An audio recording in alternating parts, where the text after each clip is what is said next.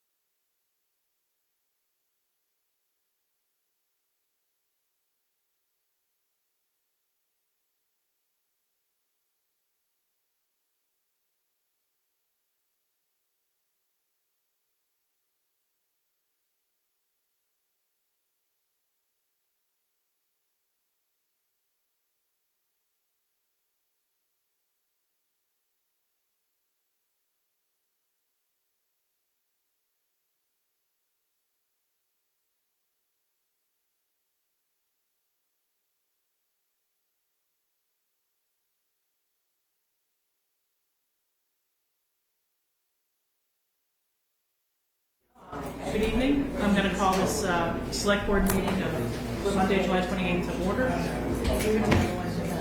I don't think you have.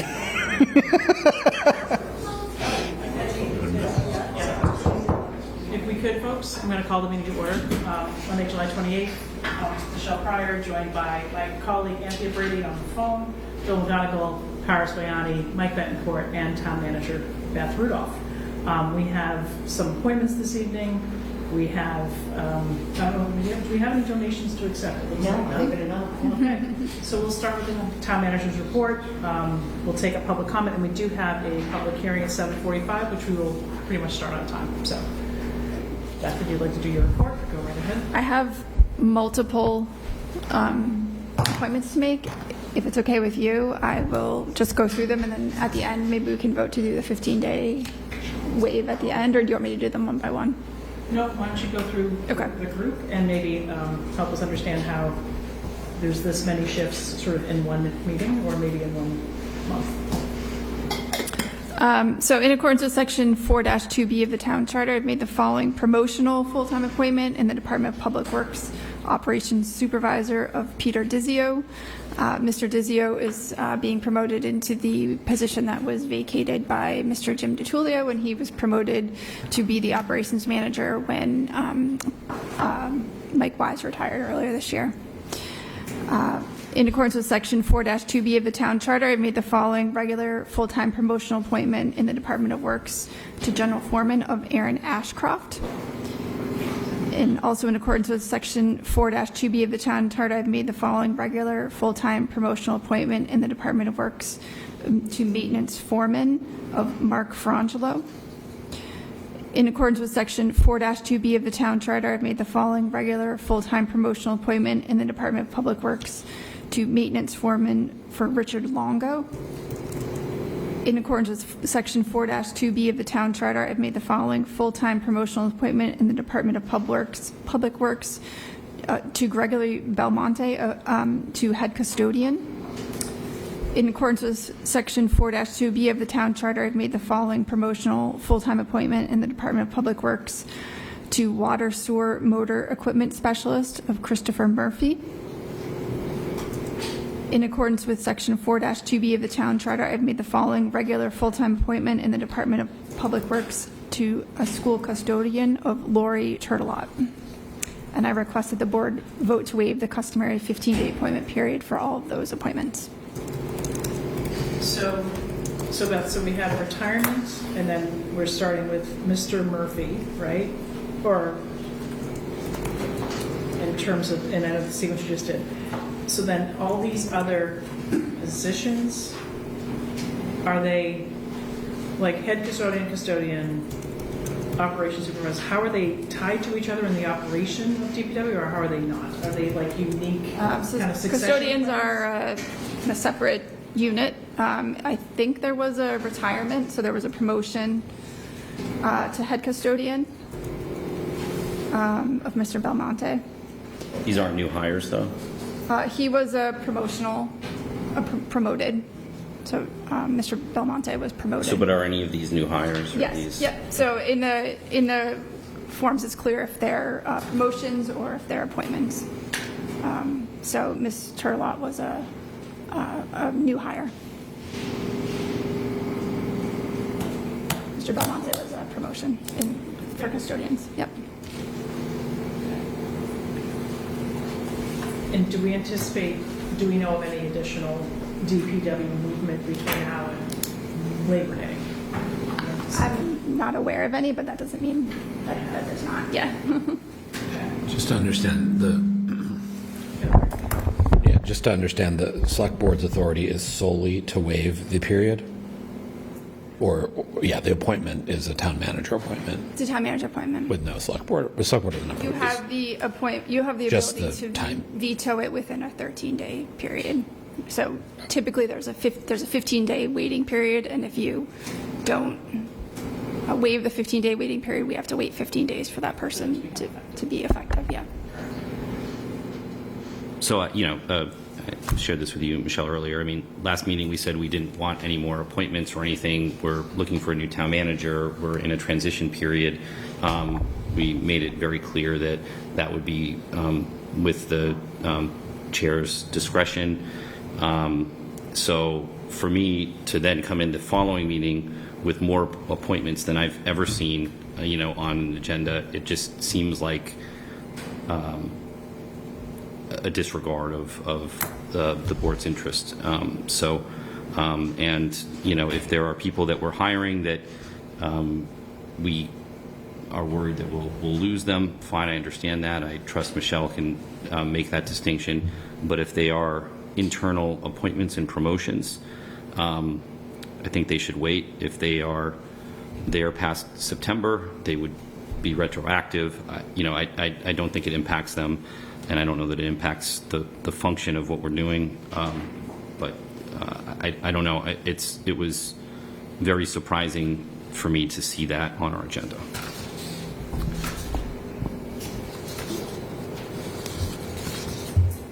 Can I ask the chair about what Mike just said? What? Meaning that you were delegate, you're right. I forgot about that until you just said it, Mike, which is that Well, I remember the group had said two names in our to Wednesday you. meeting. I forget which two. So, and I know this. I know when we discussed a couple. I thought we were going to be two of these, and I forget which two it was. I think it might have been Murphy. But I think there were some additional names that I didn't see in our Wednesday meeting. Do I know these candidates? No. Am I aware of the retirement and how this opens up other positions? Yes, and Beth and I did coordinate this afternoon. I was also asking questions around sort of looking at the compensation study and if these positions would be subject to that, if there'd be new steps and columns and any new positions created. And Beth, you can give the answer, but the answer is no. Yeah, so we're, as was approved at Springtime town meeting, we are in the process of issuing an RFP to do a comp and classification study for non-union employees. Mr. Dizio is the only person being promoted into a non-union position. The remainder of the appointments are union employees, so will not be affected by that study. Beyond that part, that's what I know of these positions and this decision. I mean, it would just be my preference to be consistent and just to wait on these appointments. Again, if we think there's an employee that is here that is a new hire that we would lose or is necessary, then I would be fine moving forward with that position. But I think what we didn't intend was just, I think we wanted not to slow down the process entirely, but to have you be a part of the process more, Michelle, not just kind of rushing through at the end of the day today without a lot of information, because that's not a lot of information for us either. So The only thing it's hard to disagree with that statement. I would just say that based on the 16 words on the sheet, the one individual that is a new appointment for a school, if the upshot of not making that appointment is a school that will resume session in 5 weeks is going to be down a custodian, then that one would be one I would think we would probably want to have.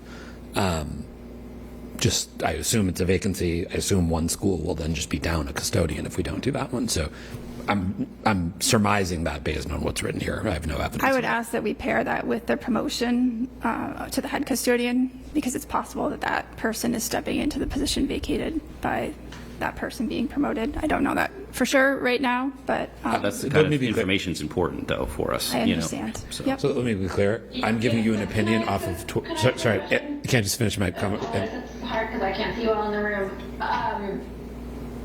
These are all DPW positions, so how does this process actually work? That this comes to the board to waive the 15-day appointment period of the town manager appointment? Are these positions appointed or recommended to be made by DPW? Yes, yeah. So DPW conducted interviews for the promotion to the operations supervisor position.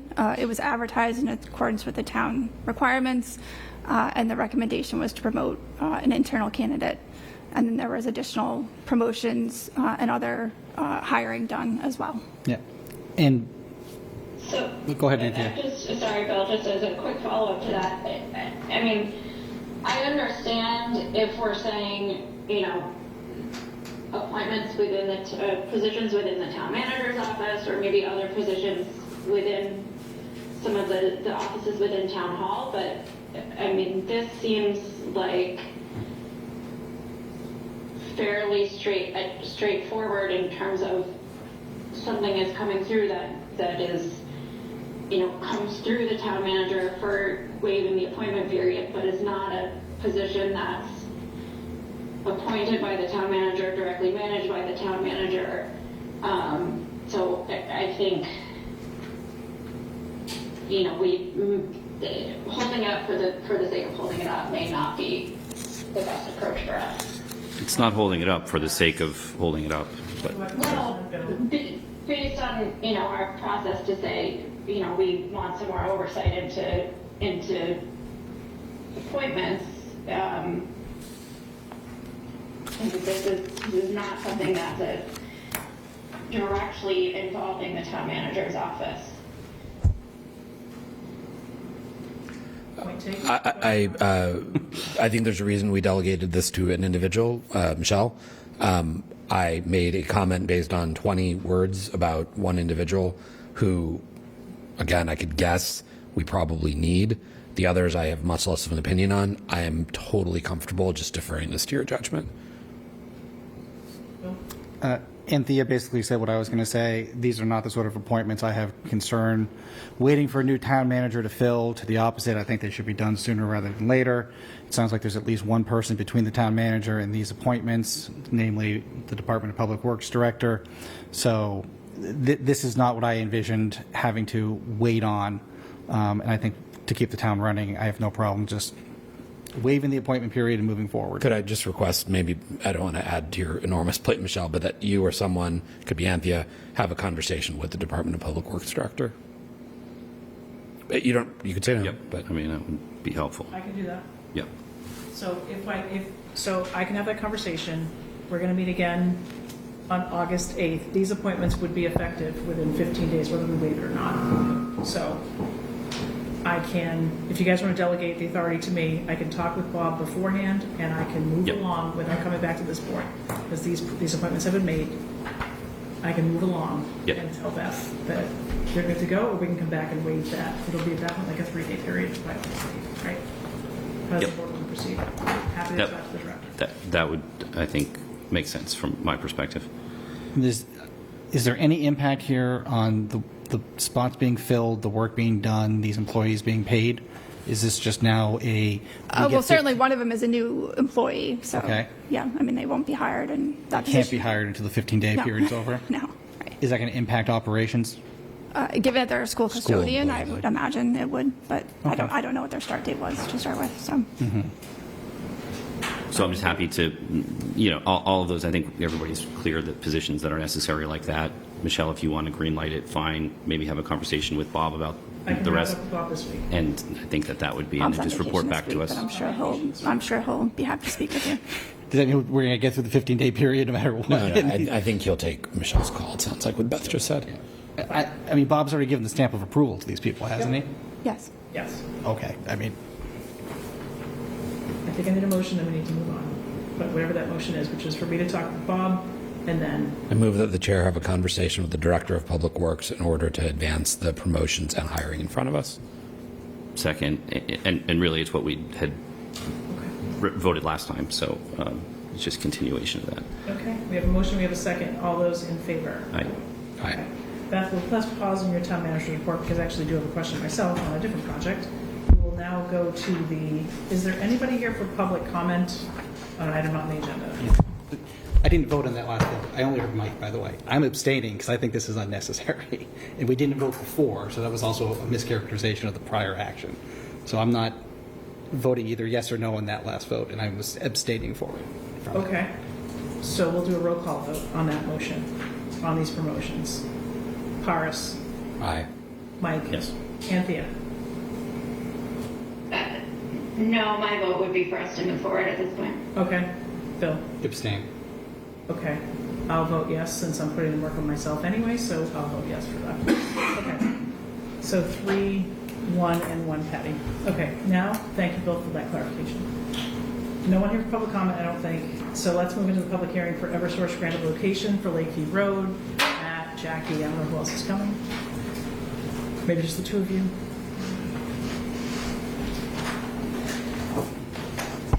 How are you? Good. We have your materials. Matt, as we often do, if you could just step us through. You've got, and then we'll turn over to Jackie, but you reviewed the plans, I think, and Yes, so this is just a grant of location to provide a service to 9 Lakeview Road. We reviewed it and when it was submitted, had a couple of comments which they addressed related to exactly where the location was, and we have no further comments. okay. The customer's going from overhead to underground. Okay. And the work will be done soon-ish? Okay.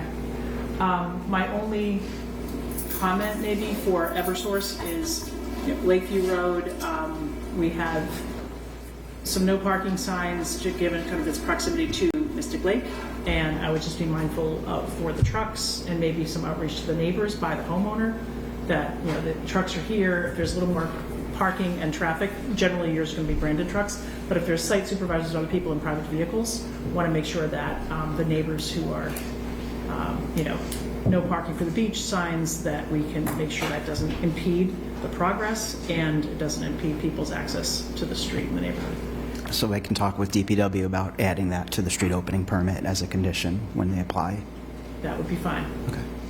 I'm not saying that Lakeview Road, there's other roads too, that if there's overflow parking from the lake, I want to make sure it's legitimate purpose and Eversource is there to do so. And if the work is going to be done sort of in that summer season, I think it'll be important for that and for the neighbors to understand.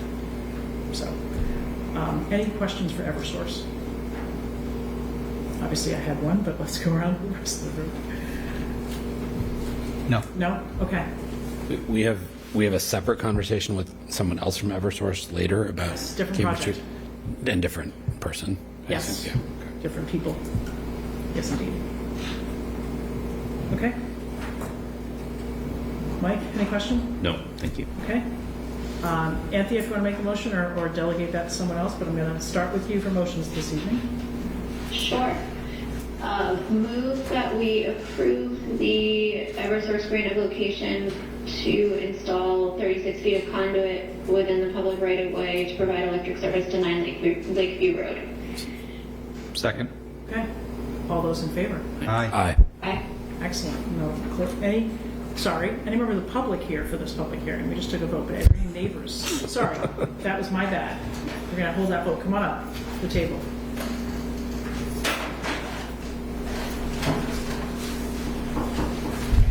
We may need to retake that vote. My apologies. It is a public hearing, and I just completely missed that. If you Thanks. could, your name, your address, and go ahead and proceed. Stephen, I live at number 6. I was just wondering the timeline for it. How long and when it starts? Oh, it should be not even a day. Oh, it's not even a day. Mm-hmm. Oh, okay, great. No, that's all. And the weather permit. I live across the street. Okay. My, So you're right my there. driveway will be. Yep. Yeah, but okay. You'll cool. have access to it. Cool. Easy. Okay. Thanks. Any other member of the public here for this public hearing? No. Okay, so let's close the hearing. And if you could make that motion again, we'll take the vote again. Sorry on that. Move that we approve the Eversource grant of location to install approximately 36 feet of conduit within the public right of way to provide electric service to 9 Lakeview Road. Second. Okay. All those in favor? Aye. Okay, thank you. Thanks so much. Thank you so much for that. Thank you. Thank you. Okay, let's go back to where we are on the agenda. Beth, are you okay if we pause your manager's report and do some committee appointments?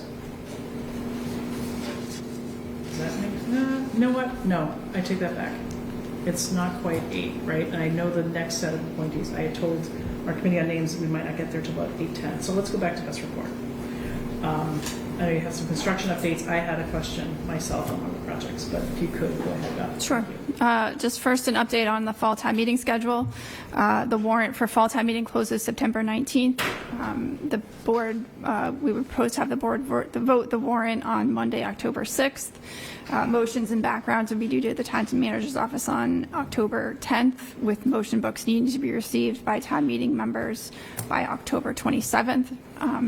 Fall meeting dates are Monday, November 3rd, Thursday, November 6th, Monday, November 10th, and Thursday, November 13th if needed. Work continues ongoing at the Morocco School with the life extension work the key elements being the abatement, flooring, and painting work to be completed this summer. Additional items to be bid outside of the summer schedule. Linda Solar work, there's a memo in the packet from our sustainability director, Ken Pruitt, with an update on the electrification status for the solar arrays at Lynch School. While the arrays will be installed prior to the start of school, the town is currently waiting on Eversource to install the meters and complete the interconnection process. It's unclear exactly when that will be completed. As I think you all are aware, we carried $80,000 in the energy budget for FY26 to be conservative because we have a lot of unknowns. So it's possible there could be some electrical costs above what would have been expected to start the building if it had been interconnected to the Eversource system. So that will be something for the board to continue to watch. Question on that, Beth. Yep. Sorry. Question on that. The representatives here today to talk about the transmission project, is that at all the same office, the same department within Eversource? Well, it's Eversource, so I'm sure we can ask them the question. We will. Are they here? They are. It is a different department, but Can you, Oh. if you could come on up to the table, that'd be great. So that people at home can hear your answer. Thank you. Hi, Jason Wright, Community Relations. It is a separate department. I'm happy to follow up with our meeting group as well as the account executive to get you an accurate timeline on that. Okay. Thank you. Thank you. We'll hold you to that. Thank you. I may have more things to say about that, but I'll hold on to it. Okay. And just a few other construction updates. As you may have seen, the contractor has started out the Shore Road culvert repairs. They expect to be able to keep one lane of traffic open during most of the construction. It's possible there may need to be a full closure occasionally over the course of the project. Town Hall exterior ADA improvements. The binder course of pavement has been installed behind Town Hall and the lot has reopened. There's still some additional sidewalk work to be completed around the building. The contractor is expected to install the top coat of pavement at some point in early fall.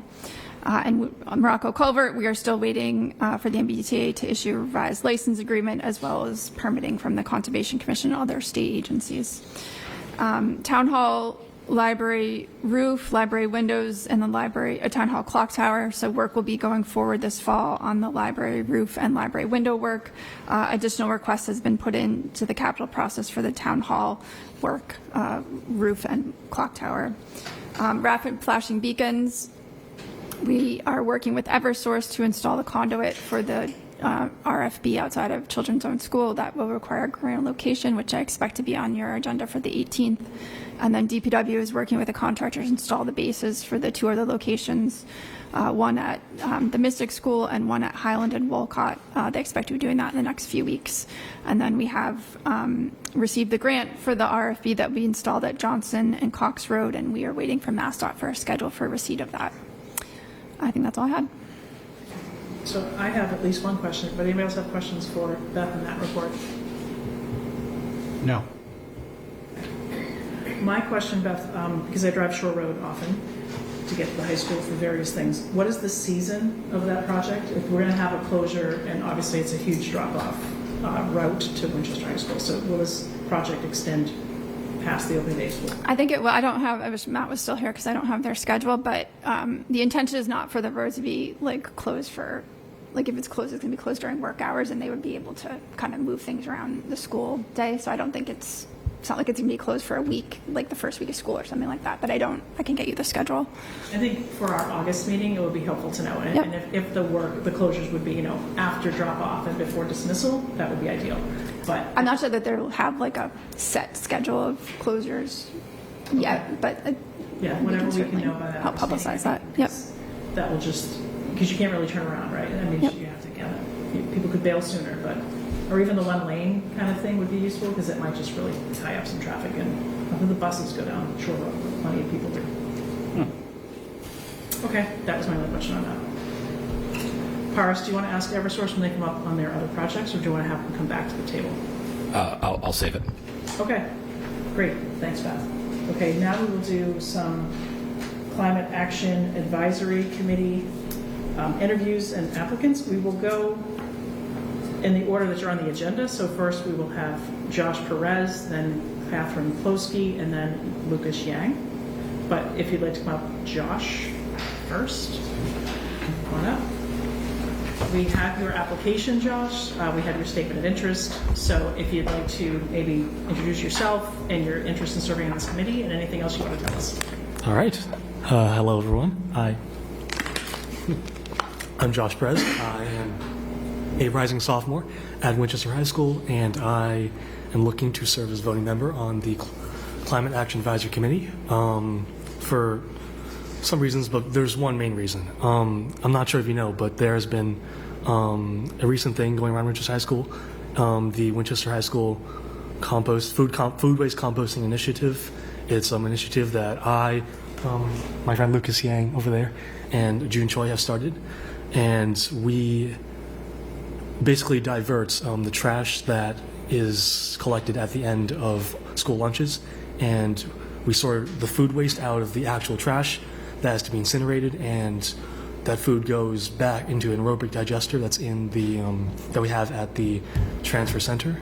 And long story short, that saves about $90 per ton of trash disposed, which is financially great. And the resulting food becomes compost and goes back into our environment, our Winchester Gardens. That's great for the environment and our community as a whole.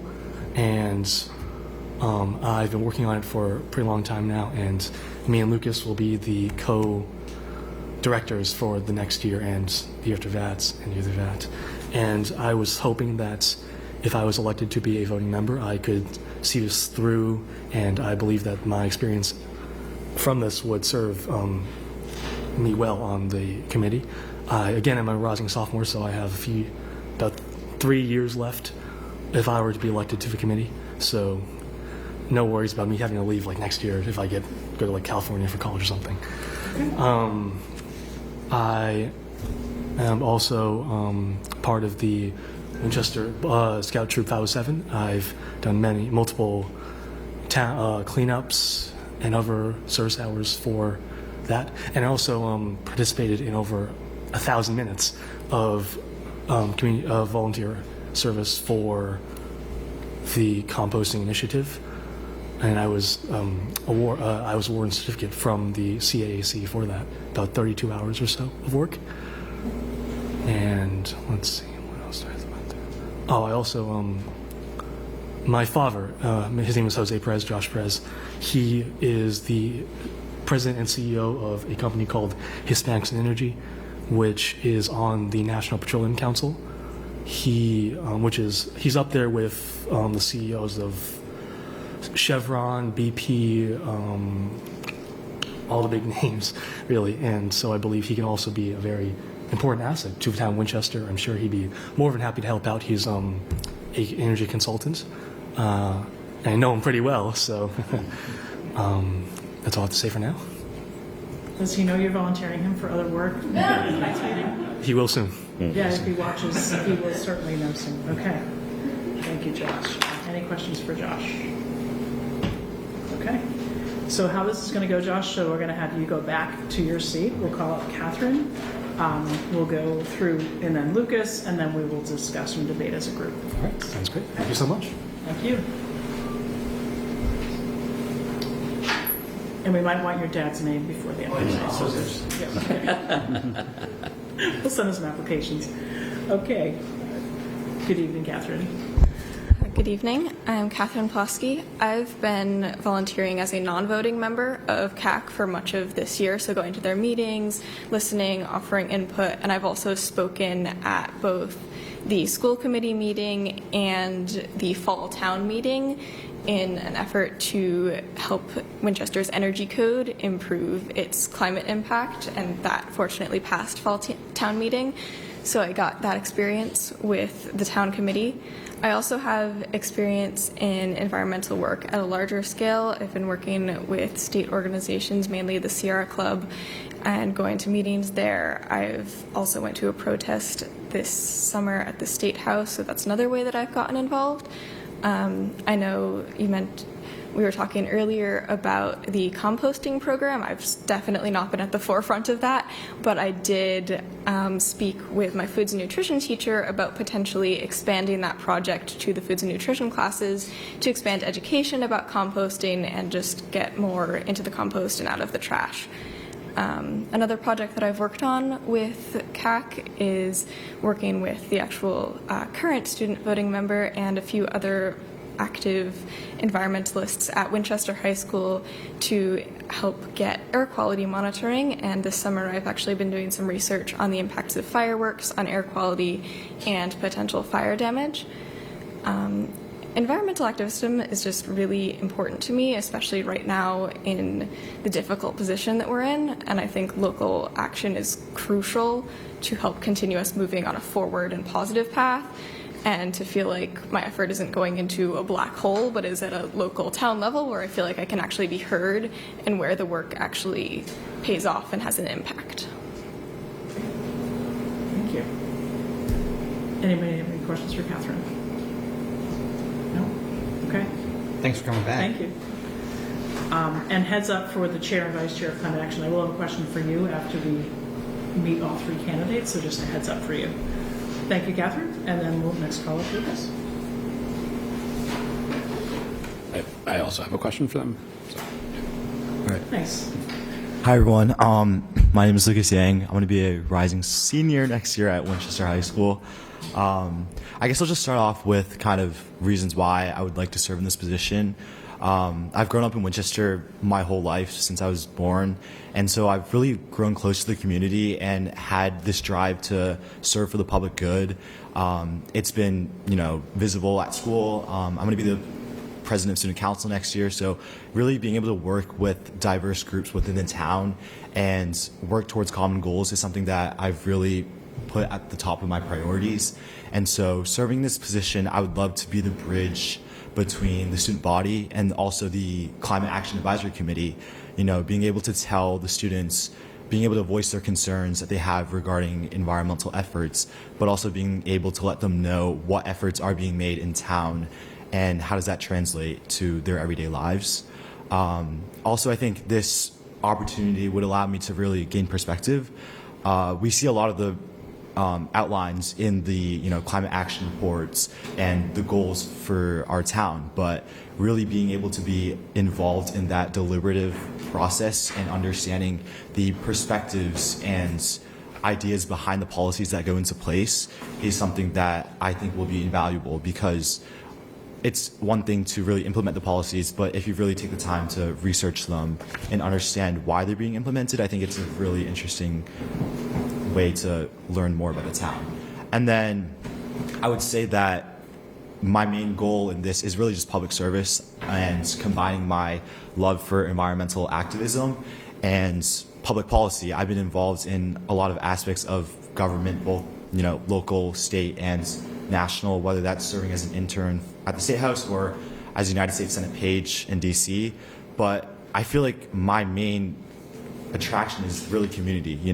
At the local level, whether it's like the cafeteria or waste recycling program, you're able to see the impact firsthand. you're able to see students transition from throwing their trash all in the garbage disposal, but actually taking the time to separate their waste. And also, even being on the State of the Town committee, I feel like a lot of these efforts that are behind the scenes we don't get to see go on. But I've really been inspired by the volunteers that dedicate so much time into making their town a better place, and I believe that this position would allow me to do so further. So, thank you. Great, thank you. Well, sorry, Lucas, you're a rising senior? Yes. Okay, and sorry, Catherine, what grade are you? I'm a rising junior. And Josh is a rising sophomore, so there we go, we have it covered. Any other questions for Lucas or any of the other students? Okay, good to see you again. So if Rick and Priscilla, if you could come on up to the table. We may have the same question. I'm going to let Carlos go first. Yeah, so for either of you, I think Priscilla, you've mentioned it before to me. You have a student member of your committee and you have interns. What's the distinction there? So there's one student vote on Climate Action Advisory Committee, and any number of students who want to do projects are welcome to join us. In fact, this food waste recycling program you just heard about was done by a senior who not only was not the voting member, but could not aspire to be the voting member because he graduated. The voting is really the least part of it. It's about the activism and getting engaged in town, and I think the students have a pretty good idea of that. So it's not as though everybody's here because they're power hungry and really want to drive the way climate action is going to be moving forward. That's the least of it, really. So it's a long way of saying, long way of asking on my part. There's roles for everybody. Correct. It's just one person we have to designate the voting Correct. member. That's correct. We have had meetings, we've had 6 high school students all engaged, one voting member who is now a rising senior, and they've all done great projects together, and we're fortunate to have this level of engagement from the high school students. Thank you. So I was going roughly down that same path, so thank you. Rick, can you confirm, are there 2 student voting members and we're replaced, it's only one? Only one. There's one student member. It's a 1-year term. Okay. And so that was, my other part was going to be the question of non-voting members have a role, can participate, can attend, just can't. Oh, absolutely. They participate in the debate. They conduct projects with people on the committee, without people on the committee, and I think they enjoy having that insight into what's going on in the town with regards to sustainability, and we really welcome their input. Okay. All right, thank you. Anybody else have any questions for the chairs? Otherwise, I think we'll debate. No? Anthony, any questions for Rick or Priscilla? No questions. Okay. Thank you. Thank you. All right, so we have 3, as we often do with climate action, very qualified, very engaged students. We can only make one a voting member. I'll turn it over to the board. People want to discuss more, make a motion. I thought, Mike, were you going to say something? Sorry. No, go ahead, please. I thought they all had excellent experience, a lot of enthusiasm. I think they're all going to stay involved, which is terrific. So our task here is quite narrow. Frankly, it's just to designate one person the voting member. I think Catherine probably has spent a lot of time on environmental issues at the state level, and it sounds like with the committee. So probably would be leaning toward her. Agree. I think Catherine was here, Ms. Plosky was here last year, and since then she's only committed one more time to serving the Climate Advisory Action Committee. I think she's proven her dedication through both that commitment and her hard work. I would strongly ask Mr. Perez to reapply next year as well. Mr. Yang, I'm sorry you can't, but I will take this as a tacit invitation to give you more work in the State of the Town Committee and otherwise serve your school community as president of the Student Council. I think that will keep you busy enough. And Ms. Plosky will be a great liaison between those other efforts that you're part of and what she's going to focus on perhaps as the appointee here. Anthea, any comments? I don't know if you heard that. There's some support. Yeah. Okay, good. You did. Excellent. Yeah. The only comment I would make, and I believe I made this comment last time, and maybe it's stuck for Catherine, is I think we have really excellent applicants for this role and people who are really invested and already doing phenomenal work in the community, and would really encourage the two who are not appointed to continue to stay engaged, as well as to continue with that when you go beyond being a student member, to know that there are roles available to you as an 18-year-old registered voter in towns or in the communities where you go to college. So I really appreciate that there's so much interest in this role, and I hope that you guys continue to be involved. Okay. If someone wants to make a motion? And I'll just make one comment if I can, Michelle. Oh, of course you may. I agree with my colleagues and just wanted to say thank you to all the applicants and to Rick and Persetta as well for always bringing us fantastic candidates, but also keeping them, through a period of time, because that's hard, especially when we're thinking about students and other things going on. So your passion is really moves us and is heartening. Again, as everyone said, stay with it. I think one of the great things about the Climate Action Committee is that a lot of the work can and is done by non-members, and I also feel good about the fact that there's probably, I'm guessing, not a lot of super close votes on the Climate Action Advisory Committee, right? It seems like everybody is rowing in the same direction. So 8 to 7 votes. So I think I think you can get the work done, and we are always wringing our hands a little bit every year, wanting to add more voting members for students, but we're also just can't make the size of the committee unwieldy. But we appreciate what you have done and what you'll continue to do, and I certainly support all of you. But I think for the time being, Catherine's probably the one who's stayed with it, and we should move forward. Thank you. Okay, thanks. I'd move that we appoint Catherine Plosky to the voting role, the student position on the Climate Action Advisory Committee. Second. Okay. Any additional discussion? Okay.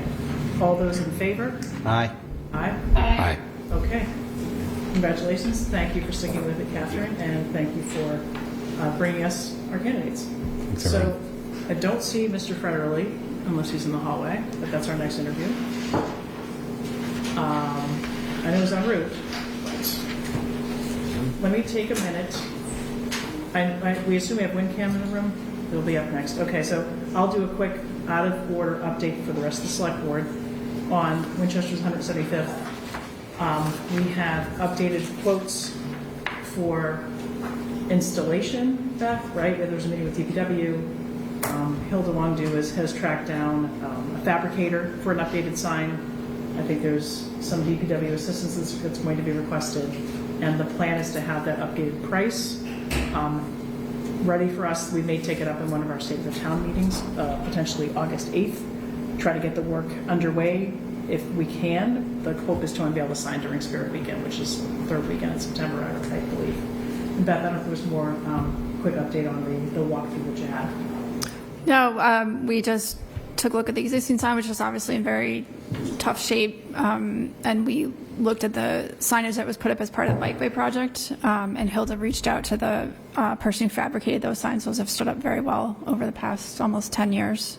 So I believe the quote they've gotten is from that same company. So it's just one of those deadline things that we were getting some information on Friday, some additional information today. Didn't want to put it at the table, just wanted to give Hilda the chance to really compile it into one ask.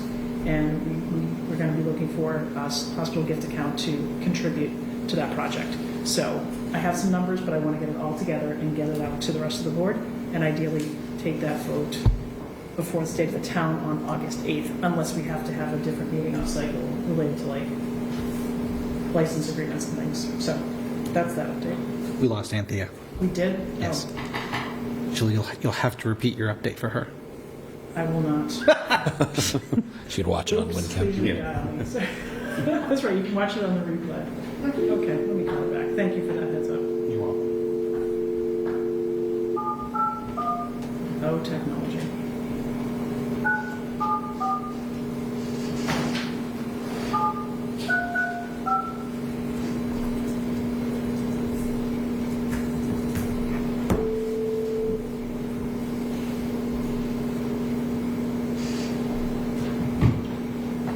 Thanks for calling me back. Thanks for letting us know. I pressed the hang up button instead of the mute button after that vote. I know how that goes. Okay, so quick update. We're going to have some updated quotes for the 175th and the updated sign. Hilda has some materials that were ready to get today, but it was just a little too late to get it in front of everybody. So we're going to have her compile that and ideally take it up at our state town meeting on August 8th. So that's that update. I still don't see Mr. Farrelly, so let's have WinCam come on up.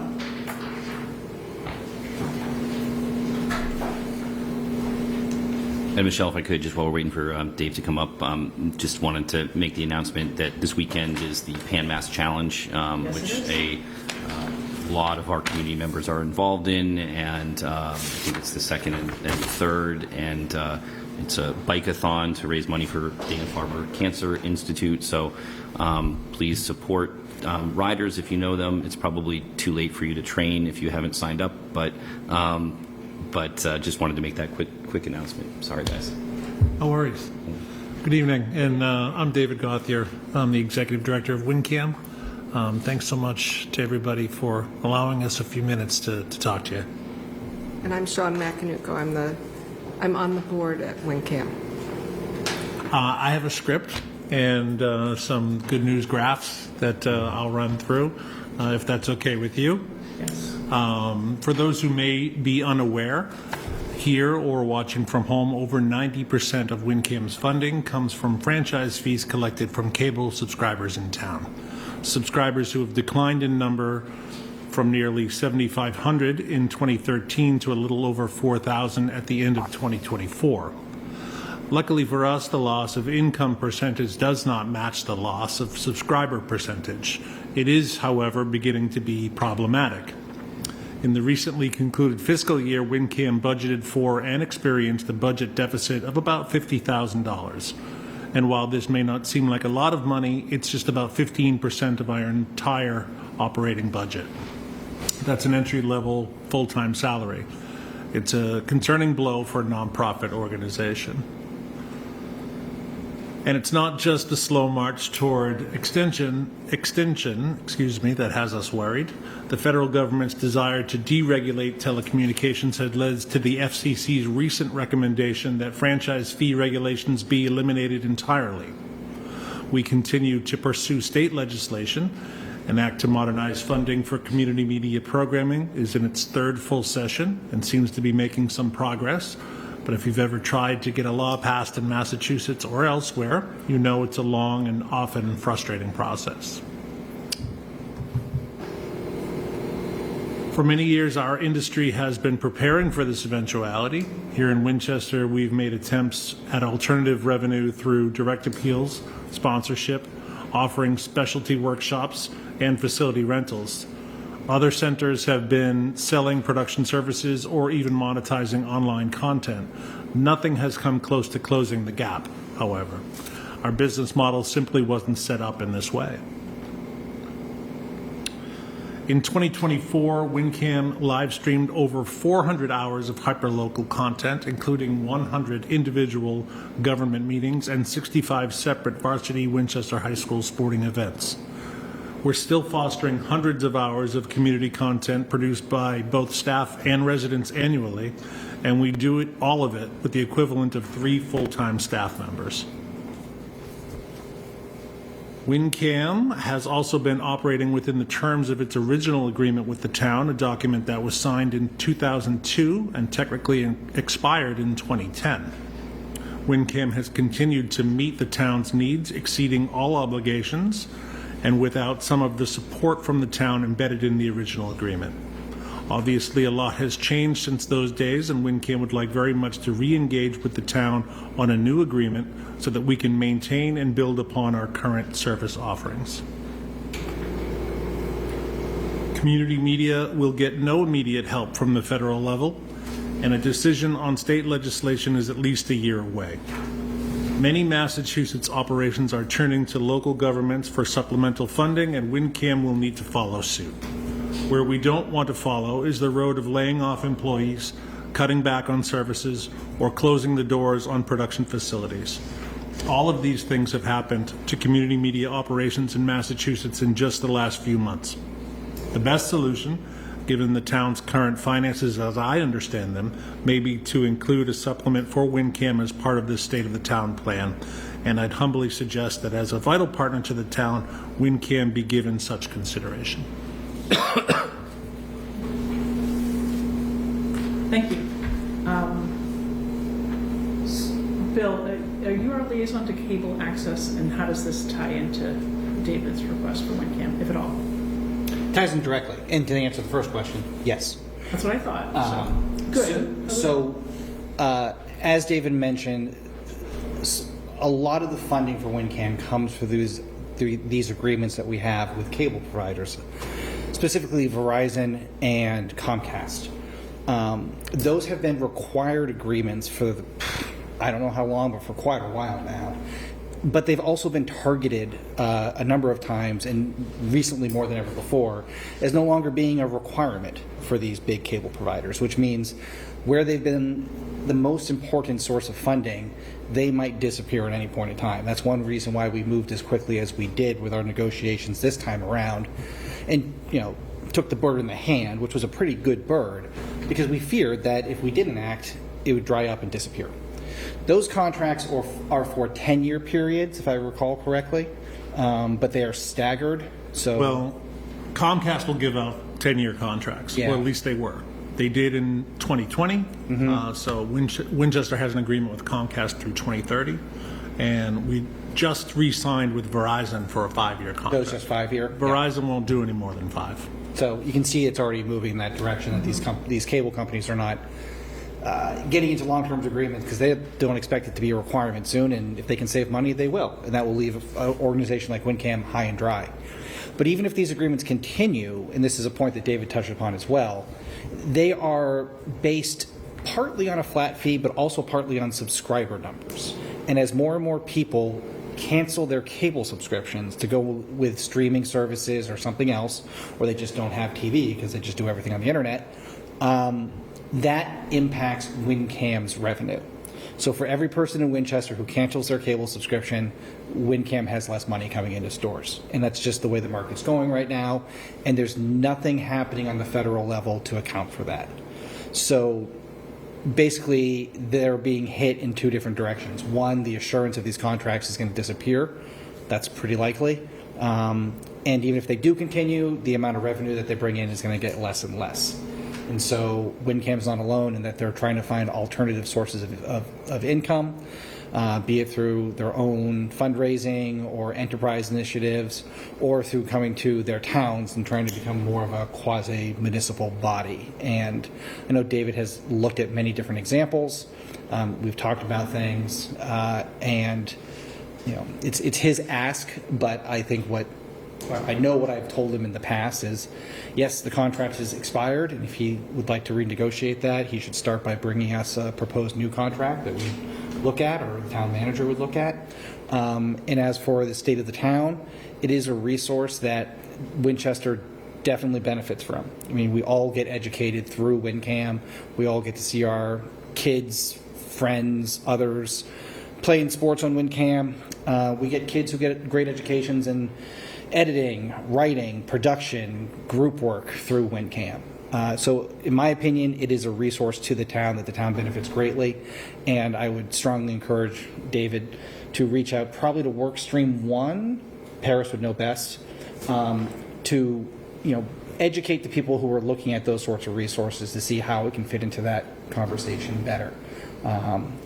That's not my work stream, so I'm volunteering, I think, and Thea and Mr. Matthews for some work there. Well, but I would also observe, is Mariano your board chair?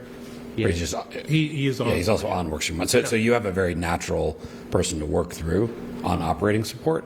I think the other question I would have is around, is there space the town could provide, which would at least relieve you of your rent burden, which is, to put it back on Bill, potentially Workstream 2. But in any case, I do think this is a pretty hefty project of how do we restructure WinCam's finances, potentially with some town space or operating resources, and has to be put against everything else. So this is, I think, squarely a state of the town topic for a couple of folks to dive deeply with you.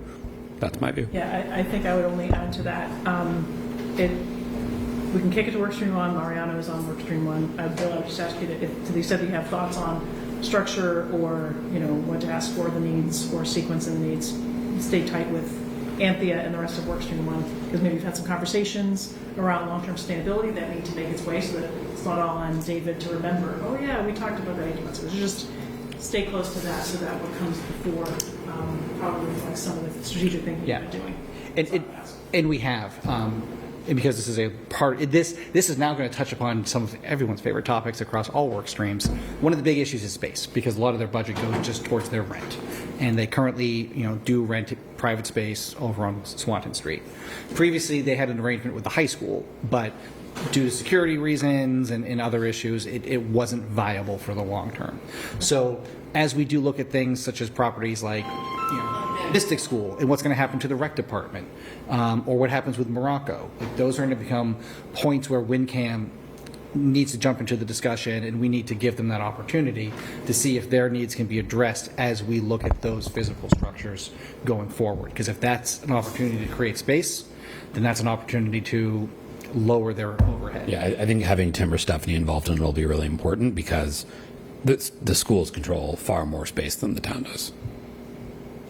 Yeah, and a lot of WinCam is students. 4. Right. Yeah, and a lot I have one last thought, which is kind of unrelated to this, but more global. But go ahead, Mike, and then Anthea, any questions? Yeah, I agree with the comments. I just want to say thank you to David, who's been advocate and leader statewide with this issue, and it's an important one.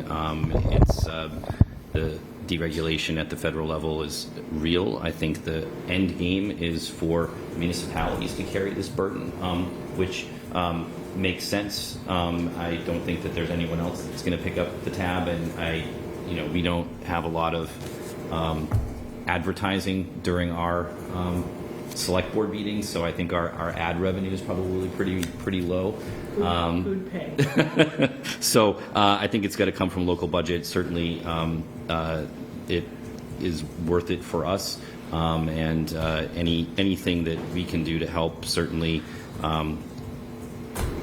participating in the state of the town conversations and to see where in our budget it can fit. It's something that's going to be an increasing financial burden on our operating budget, but certainly one that is necessary and worth it for us. So I appreciate you bringing it to our attention, and I hope that we can figure out a solution here. And even as part of it is space, I know that you guys have invested a lot in the current space that you're in. Sure. It's state of the art. It's fantastic.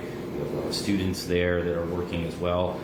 It's just a great part of our community, I think, that people take for granted. So thank you, and please let us know if there's anything else that we can do besides this specific ask tonight. Well, we will keep pounding away on the state level too. Yeah. We're certainly hopeful to update the law in order to go with the updates in technology, and we're trying to tie in that right-of-way argument that the Federal Cable Act was really written in order to fund this effort. It shouldn't fall on municipalities. Massachusetts is one of very few states that have local franchising like this. Massachusetts has more community media centers per capita than any other state in the country. So we really are trying to just update the law. So it's our contention that the streaming companies are using the same exact infrastructure to sell their products as cable always did. So we think that they should be faced with the same sort of assessment, and we're trying to do that at the state level. Making some progress in its third session, but until then, until we get a decision on that, things are a bit grim. Anthea, any questions? Comments? Yeah, no questions, but I will let you know that WinCam is added to our sort of work stream on tracking spreadsheet for state of the town in terms of organizations to engage with around what any specific needs are now or might be going forward. Excellent. And I think the last thought I would have is kind of like where Mike was, it's the last point you made, which is at the state level and infrastructure, right, that last mile, the cable did and leveraging it. It's not electric vehicles, gas tax, and how do you get revenue, right? Miles driven are miles driven, wear and tear is wear and tear, regardless of what power of the vehicle. I think state legislation and its it's not kept pace with the adoption of vehicles, yet we keep incentivizing the purchase, and we see diminishing gas tax revenue. We need to figure out the balance, but that's been known for years. So, you know, where's the electric vehicle advocates out there, take that and run with it. And then the last, I was going to make a tongue-in-cheek comment around advertising. We could show like shrink our little heads and then this space for sale, like right next to us, like a little banner somewhere. But if you want to buy it, advertise on it. You know, that's up to you to let them know. We might be the only ones buying the space is the problem. Shrink us and sell billboards. They might just appreciate a straight donation at that point. So I don't know if we generally do, but given WinChem's, that it is a community resource, I'd be comfortable the select board sending a letter to the delegation, you know, behind some of these concepts. Mike, you seem very familiar with them. Yeah, oh yeah. Just absolutely. under all we of have our- in the past. I think we've signed on absolutely. to. I think if the time is right or there's an audience, it's a great idea and we have in the past. Or if there's in-person testimony that would be helpful. Certain. The hearing has come and gone. It was earlier in July. And actually, the bill has already got a favorable recommendation out of the Joint Committee on the Senate side. Senator Lewis has a lot to do with that. So we're still hoping for something similar on the House side because we introduced the bill in both the House and the Senate, trying to get 2 bites at that proverbial apple. But we'll see where it goes from there, because we did get a favorable recommendation in the last session too, and that's where things sort of stalled. When they get to Ways and Means and there's hundreds of bills there, and how do you get it to the top? Who's the lead sponsor, Dave, on the House side? Joan Moschino from Hull. Please keep us posted. Thank you. Yes, thank you very much for your time. Appreciate it. Thanks. Yeah, you too. All right. Next up, committee on needs. One position, one applicant. Philip Farrell. Sorry I'm late, everyone. Good news, we got other things to discuss. I figured you would. Okay, so the way this goes, your name, your address, and why you're interested in this role, and assume that everyone on the select board has your application and you've read it. So, Thank you all for having me. My name is Philip Frateroli, 21 Old Village Drive, here in Winchester. The reason I'm applying is, you know, as the town moderator, I didn't have an appreciation really for how much of that role would provide me with people coming up to me and telling me, oh, I was on town meeting for, 20 years in the 80s and 90s, or my mother served in town meeting, and or the select board, or my father, or whatever it would be. So I really have gotten an appreciation of the history of the town and the people who have served it in this role, and I think that really speaks to what the town moderator does, especially at the beginning of town meeting. Traditionally, there's a way to recognize people who have served for a long time, and I think having kind of a 30,000-foot view of the people who have helped make the town what it is, and as a long-time resident of the town, I think I would be a good candidate to be on the committee on names. And I also have a reputation for serving on boards that don't meet very often, so this would be one. I appreciated that he took a seasonal volunteer position that requires hard work and collaboration with hundreds of opinionated residents. Very opinionated. Probably the best sentence I've read in my application. any questions for Just because, in case it ever happens. In the event that something comes forward at town meeting where you are moderating and it is something sponsored by the Committee on Names, how do you intend on balancing your responsibilities to each of those positions simultaneously? As town moderator, I wouldn't want to be the petitioner of a motion or a warrant article, so I'd probably abstain from the vote at the committee level so that there was not a conflict or potential conflict. And then what about at town meeting itself? I would also abstain from the vote. If I'm moderating the question, then I wouldn't be voting on it.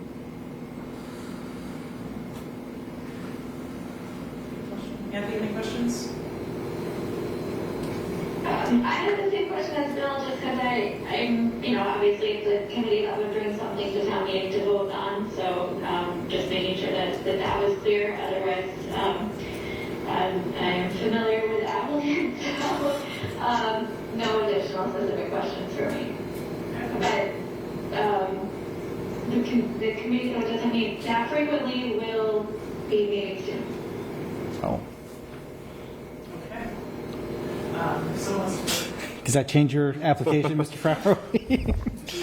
I move that we appoint Philip Frateroli to the Committee on Names. Second. Any additional debate? Okay, all those in favor? Aye. Aye. Aye.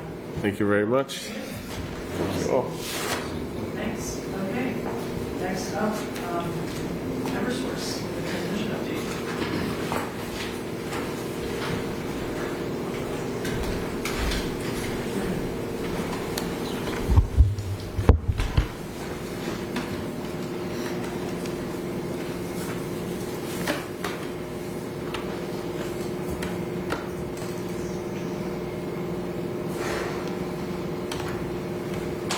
Thank you.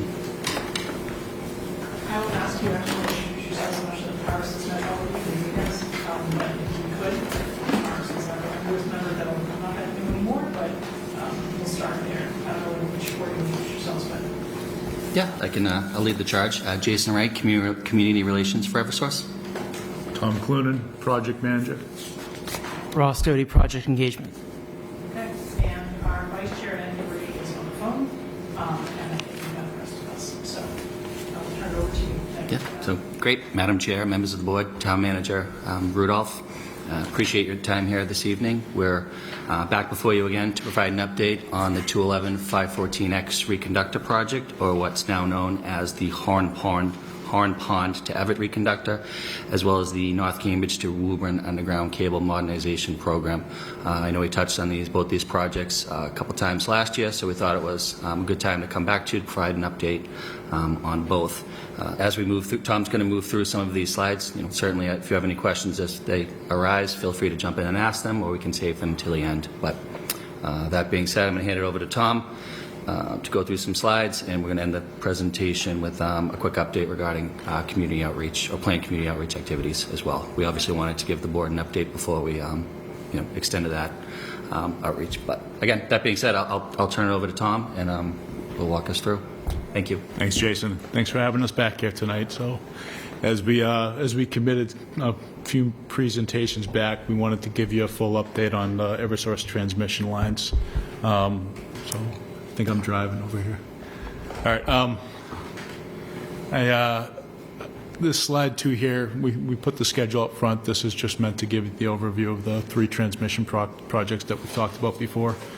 So schedule up front so we can give you an idea on timelines. Some of this information in the packet may not be new to all of you, so there will be some repeat information, but I'll try to give you a full overview of the projects as we have them here. So the first one here, the South Woburn Substation Perimeter Upgrade. Looking at completing design, getting into the permitting, and maybe construction next year. There are some potential delays expected. We have to work through zoning. Relief will be needed on this project. But this project in particular, we won't delve into much detail here. This is limited to around the substation up there on Pond Street. So, Zoning relief from our zoning board or from? Woburn. Okay, yeah, we can't do anything there. The next one here, this is the 211-514X, or the Horn Pond to Everett. This is the reconductor, near-term construction expected here. So just from a timing perspective for this, where this one's tracking, we're looking to wrap up our design, siting regulatory approvals here late this year, likely early into next year, and then get right into construction. It's about a year of construction for this project, and then into restoration in 27. And then the last one we have here, this one is the North Cambridge to Woburn project. This is different than the one before. It is not a reconductor. It is a full rebuild of an existing line. We're looking to convert the technology over to XLPE, so there's a longer process to the design, getting it sited, and then ultimately the construction of the 6+ mile route. So that's why you have the differences in the schedule here. So I know some of the details are buried in the presentation. Again, some of you have seen it before, but if there's questions as I'm going through, please feel free to stop me. Otherwise, I will just keep going through the presentation. I just have one question. Yes. That last piece, North Cambridge, Woburn, evaluating preferred and noticed alternative where in the process of the FSP is that route? Yeah. And the timing of that route? That's Sure. later, but what are kind of the key yeah. quarterly milestones? Right. Milestones? Yeah, so I was going to touch on that later, but that is tracking. So we've had a target of try to get filed by the end of this year. Calendar year, correct, yes. And we've gotten through the routing analysis. I'll walk you through how we got there to the preferred and notice alternative. The next key phase for us is to get into the engineering. We've been a little slow-footed starting there, and then we expect that to be a process to get there. So there's a chance that we'll have some difficulties working through the design. It's expected. We're still targeting for the end of the year, but it may push into next year there. And then there's also, since this is a longer filing, there's potential that there's effects from siting reform if it pushes into later of 26 for expected implementation of the new siting reform. So, but right now, target's still the end of the year. Engineering being the driver for the project. Jump to the next slide. Everett, this is the reconductor project. This slide shows here, it's the map of the route going through Winchester. Again, existing route. The plan with this project is we're going to remove the existing conductor, the cable in that pipe system, replace it with the larger cable. So we're not tearing up the streets, the alignment there. We'll go through the next slides. Again, make sure that we explain what the scope is for this project as part of the reconductoring here. So no new manholes, no new vaults.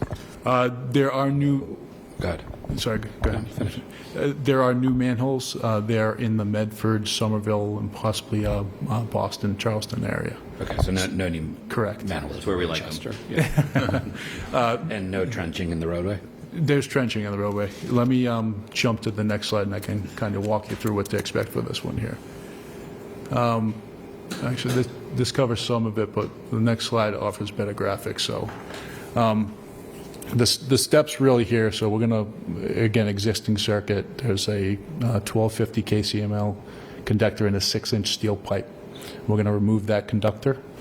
In order to do that, we have to drain the oil, the dielectric fluid that's in there, pull the conductor out, scrap that, recycle it, and then we get into pipe inspections because we're using the same steel pipe to install the new conductor in. So in order to do that, we're going to send a PIG, a pipeline inspection gauge through it. It has some sensors on it. It's going to measure the corrosion or wall loss. We're going to identify the locations that require a remediation, pipe repair, and the way to get to them, since it's an underground system, is through excavation and trenching. So the locations, Whole way? the whole line will be inspected. Yeah. So you have to trench the entire. No. We'll send from the manholes. The pig will be sent from the manholes, and then it's got locating devices that tell us where the GPS coordinates are for where we measure wall loss. Who's the subcontractor for this? We have not onboarded a contractor. The construction would start early next year, so we're in the process of. Would you have that award done? By the beginning of next year, so we'd have it a couple months before construction. We'd have a contractor on board. And this is the third reconductor that we're doing in a row. We just did a one in Boston and Brighton. So we do have some data that we're basing our schedule and assumptions for what we're going to find for corrosion to make sure we have the time accounted for it, the budget accounted for it. And we also have one in construction right now that is in Waltham to Watertown. So that's it's a 4-phase project there. Just the circuit configuration is double circuit between 3 stations, whereas we have for this line, it's just a single circuit, but it is a long route, 7.7 miles. So we do have expectations that we're going to, over a mile, just over 2 repairs is what we're expecting, but of course it's an unknown at this point. There's active corrosion or cathodic protection systems on it to make sure the wall loss is minimized, but that was installed after the original installation of the line back in the 60s. So there's always potential for steel pipe, even coated. You put it in, it's an aged asset. It's over 60 years old now. Our expected useful life is about 40 on the system itself. So between the conductor and the pipe, we know we have work to go do there. So we're expecting it. Yes. I have two questions on the slide. One is, none of those bullets describe the road will be closed. Everything has a portion of the road, the remainder of the road. So is that true within each of those steps you would expect the ability for traffic to pass? Based on the route here, I'd expect that to be the case, that even with the planned and known manhole activities and even the unknown for the pipe repairs, that at all locations, we're going to expect that we're going to be maintaining at least one-way alternating traffic. It really depends on where the route is, which streets it's on, that we find the corrosion. Then my second question, if I just start doing some quick math from the top to bottom, that runs 7 to 8 weeks. Is that pretty much your experience in these projects in other locations? They're longer. It's when you get into the pipe repairs themselves, and then the time it takes to get into the street. That will likely drive the number of repairs, may drive it, the sequencing, the number of crews. We'll probably have about 9 months of construction in here. We have planned for 12 there. There's also some substation upgrades that we have to do on Station 211, but this is covering the in-street work there. So, yeah. And there's so just talking quantities, there's 11 manhole refurbishments. Those are also planned excavations. So in the town of Winchester there, that means that on each end of the manhole, so I think ours are a little smaller than our current standard, maybe 6 by 20 feet on the ends of those, where the pipe comes in, we have to go refurbish that. We're expecting that through time, there's been movement and friction, the older seals that may have been installed. You have to place a brace in the ground, pull the vault and everything up? No, this is just an excavation on the external of the vault. So, maybe 6 to 10 feet back, we have to go from the vault so that we can gain access down there. And it's essentially knocking out the sidewall and then put it in a new seal around the pipe as it penetrates through the manhole, and then reforming that back up. So it's about a couple weeks it takes to go through and do that, and then you have either end of the manhole to go do that on. But there's the 4 or 5 locations we have here in Winchester that will be a planned activity after the conductor's removed.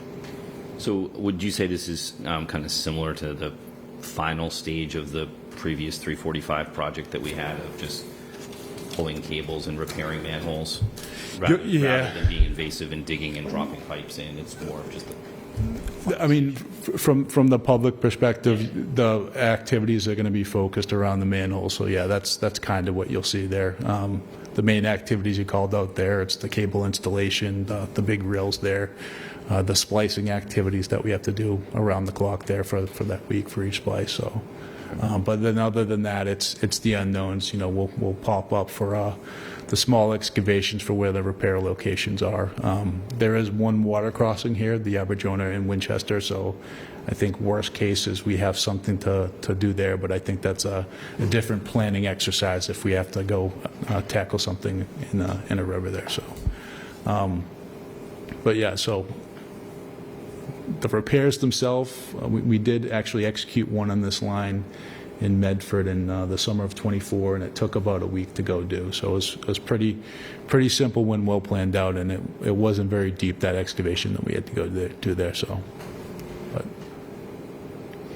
okay, I'm going to jump to the next one. I think this.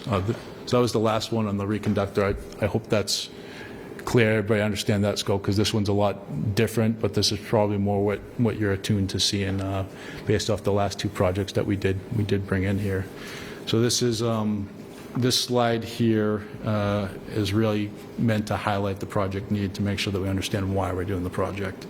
So from a need perspective, again, this North Cambridge to Woburn, we're replacing an existing 345 kV transmission line, double circuit, between our North Cambridge substation over by Alewife Red Line Station up to Station 211, which you're familiar with. So it's a little over 6 miles here.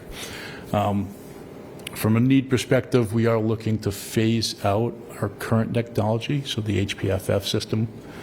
It's a slow cut over into the new systems. This is one of the priority lines that we're looking to work. For safeguarding system reliability, that's really about replacing the aged asset.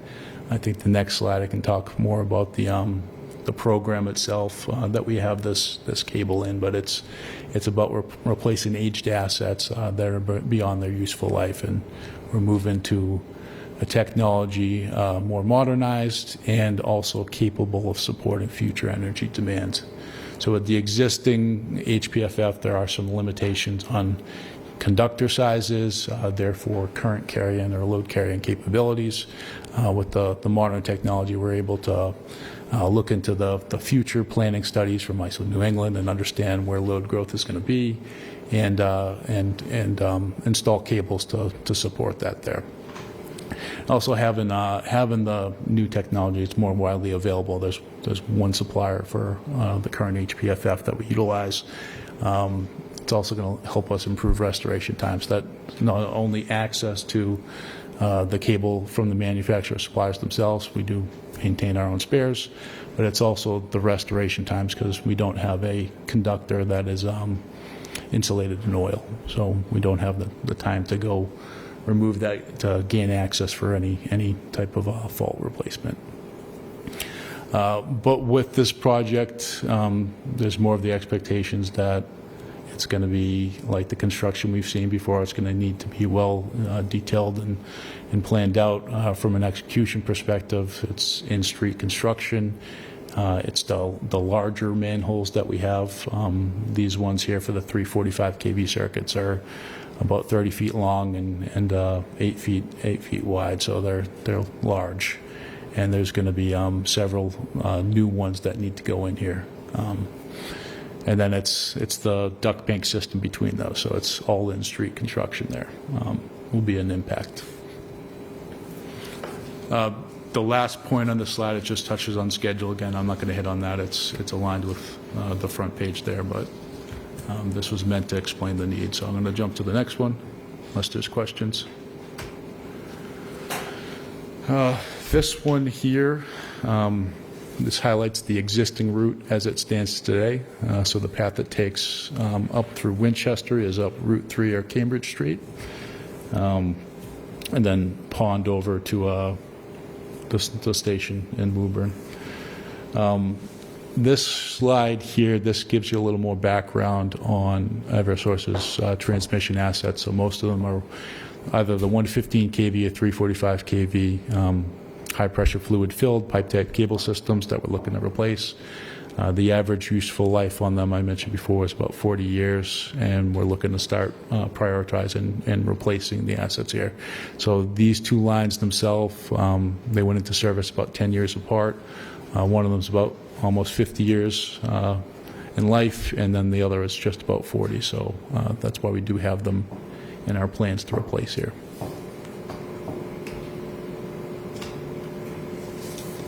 Next slide here, this just talks about the route selection process that we utilized in order to get. Are we already at the top two? I mean, if you've already Yes, done we are. this, can we just get to it? Yeah, Okay. the routing process with the state is potentially interesting, but Happy I to, just have one question about the routing.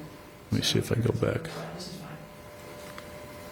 So if the current path goes on Cambridge Street and we want to have to go over, do you have projects that you've done recently where you would not take the path that the lines are currently on? You would literally shift it?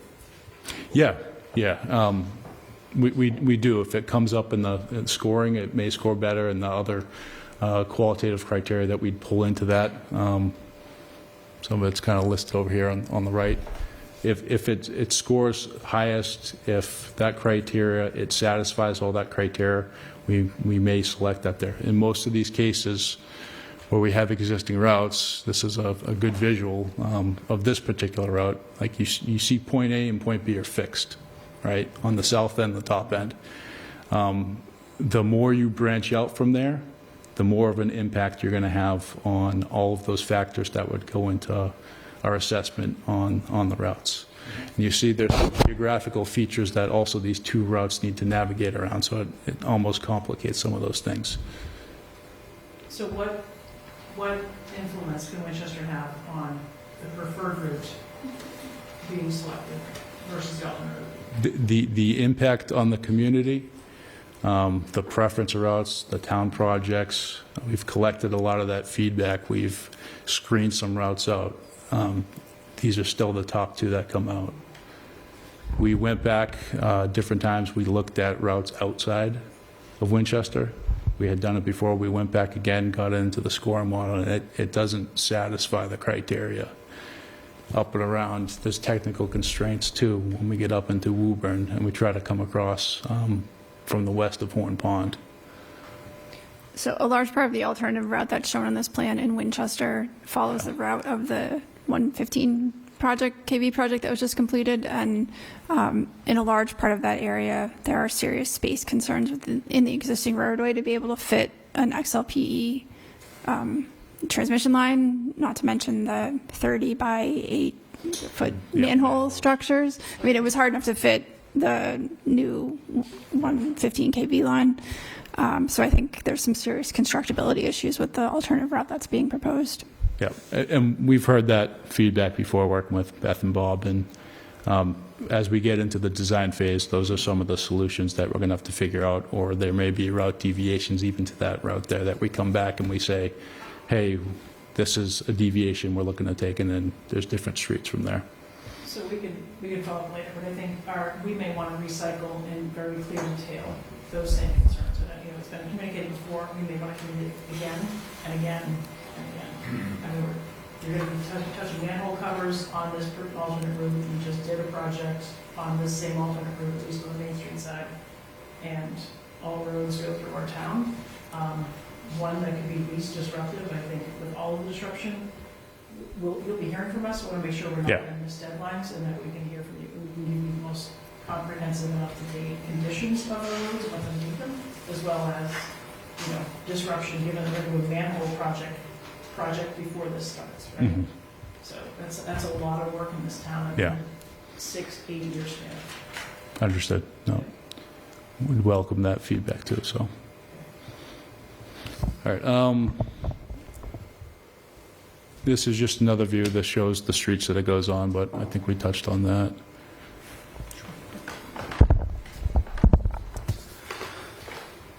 So there's obviously these two projects coming through Winchester, and they're going to have different impacts on different areas of the community. So we want to make sure that when we're communicating about these projects, we're being transparent about those impacts and those timelines. So, our outreach plan over the next year for this pre-construction process is briefing with stakeholders across Winchester, including community-based organizations. So one of the important steps of that process is a meeting like this, where we sort of formally introduce the project again.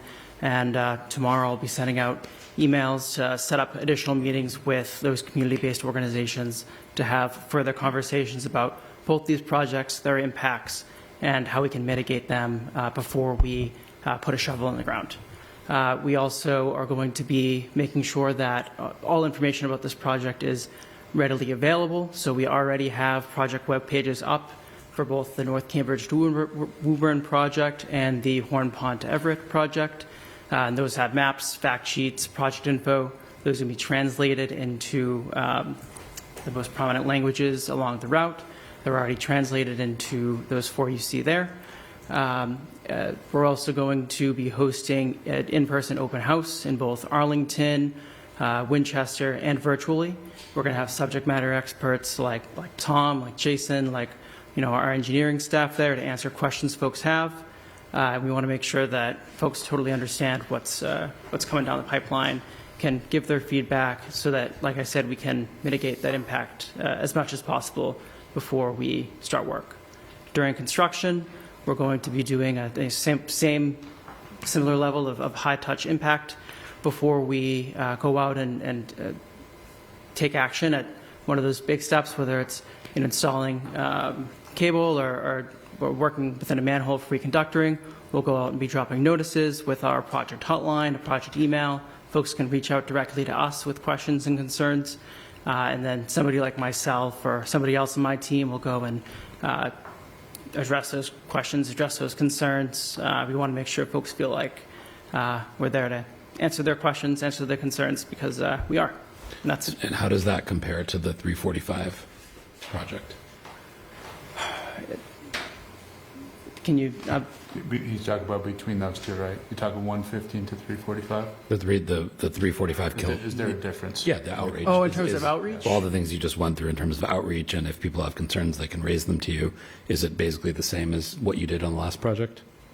I wasn't here for the last project, so I can't speak to the level of outreach there. All I can speak to is the plan I have for this project, which is to be proactive out in the community and collecting folks' feedback so that we can make sure that this project we mitigate the. Well, maybe I'll ask you all this question. Given the experience of the last project, do you think the on-site project management, the traffic, pedestrian impacts were handled well, or are there any learnings that you have? There's always lessons learned. Could you give me some I examples? think, go into it. I think we spent some time coming back here, myself personally. I've been involved in these two projects for 2 years to understand some of the lessons from construction, because I know construction's tough. It's not easy. It wasn't easy on the community here. Yeah, what are some of those lessons? Well, for one, from an outreach perspective, we are looking at targeting the CBOs a lot earlier to make sure that the words get out. A lot of the feedback I think I've seen in many municipal settings is complaints come in because people feel uninformed.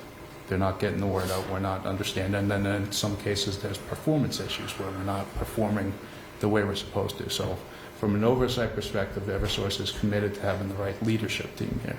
Right, so last time there was no on-site superintendent, right? That's correct. And I so believe will there that was change for this project? Tom is our go-to on this. I mean, we will have boots on the ground at all to answer any questions or problems as they arise. No, I believe meant with the supervisor subcontractor. There's dedicated, we call them construction reps, that will be assigned to the crews that are out in the field. Yeah, Which I is think a that's change from the last time. correct. I believe there was some, or I know there was some turnover or some problem with consistency, or if not, historical knowledge being really conveyed when there was a new project manager brought on. So to that end, we're certainly committed to, as long as we have Tom next to us here, to ensuring that continuity through these projects. I know myself, I've been here for a few years. Miles as well. He's at home with the new addition to the family, but Tom as well. I think we've always happy to come before the select board as well and provide, quarterly updates, semi-annual updates, whatever is the board's Yeah, preference. well, I'm not getting at, you could certainly come and brief this group. That's Michelle's decision as our chair. I'm talking about making sure the subcontractor that's on site is performing quality work, is not parking on sidewalks, is not leaving broken manhole covers overnight, those sorts of basic things. Okay. Yeah. And it's not one person, it's not me being here is not going to solve any problem. It's the structure that we're setting up to make sure that it's consistent. And consistency, we may have responded or reacted to some of the situations that you brought up there. Certainly, they're very serious. And we took it seriously at that time, but some of those things should not have happened. And it's about having the consistent structure in place. And that's one of the things that we're committed to doing. Thank you. Thanks, Ross. Sure. I think that's and the last one's just the contact info. So does anybody on the board have questions on these projects? Because I do want to come back to our Lynch School and solar, but any select board members have questions on the upcoming manhole project and next line? No. Okay. Anthony, any questions? None at this time. Okay. Mike? Good, thank you. Cars? Good. All right, so I'm not sure when we want to have you all back, but maybe sooner than later. But I certainly think we want to stay on top of the MSB's decision, especially that the Cambridge to Horn Pond project and citing. That was, we wrote a letter, it was a critical piece of a lot of what happened. Yeah. So we want to make sure we are heard and we want to make sure it's getting the right folks. So more to come on that. But the last piece, when you heard the update during the grant of location and the manager's report on the solar, we are waiting on meters and completing that interconnection to go live. School starts right after Labor Day. I don't know how many weeks we've been waiting on these meters, but with the school that was built to be pretty much net zero, operating costs for energy to be rather low, we didn't budget for the start of school date without having the ability to leverage our solar array and the panels on the roof. Mhm. So whoever you can talk to get that installed before school starts. Like, we literally don't have money in the budget to run on fossil fuel and other sources. We invested millions of dollars in solar, tens of millions of dollars in a brand new school. So we would appreciate any help you can give in getting that done as expeditiously as possible. Yeah, and- Realizing, hey, first day of school is first day of school, but truly, we need to have that. The sun's not going to be so effective for us in November, December, if that's when it gets good. Yep, nope, totally understood. And while we were waiting to come up here, I did send out an email to that effect to the appropriate SMEs on that inquiry. Also, that being said, if there's ever any questions regarding any projects or Eversource-related items that are outside the transmission group, whether they're work orders, distribution work, anything Eversource-related, I'm always, don't hesitate to use me as a resource to follow up on items. I don't want to speak for Bob, but I think we have a good relationship. He reaches out, when he needs assistance or whatnot. So I consider him a valuable resource, so you can filter through Bob to get to me as well, or just call me directly. I'm always happy to help out on that end. Great. We knew you were coming in tonight, so we sort of wanted to see if there was movement last week, and we knew we'd bring that discussion for you tonight. So you heard it. Okay, thank you. Yep. Thank you, everybody. Thank you. Thank you. Thank you, Beth.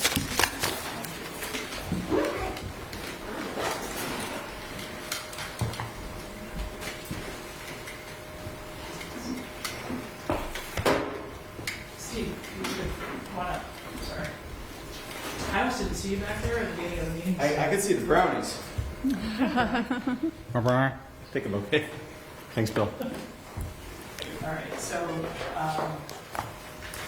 we will take a vote on remedial action.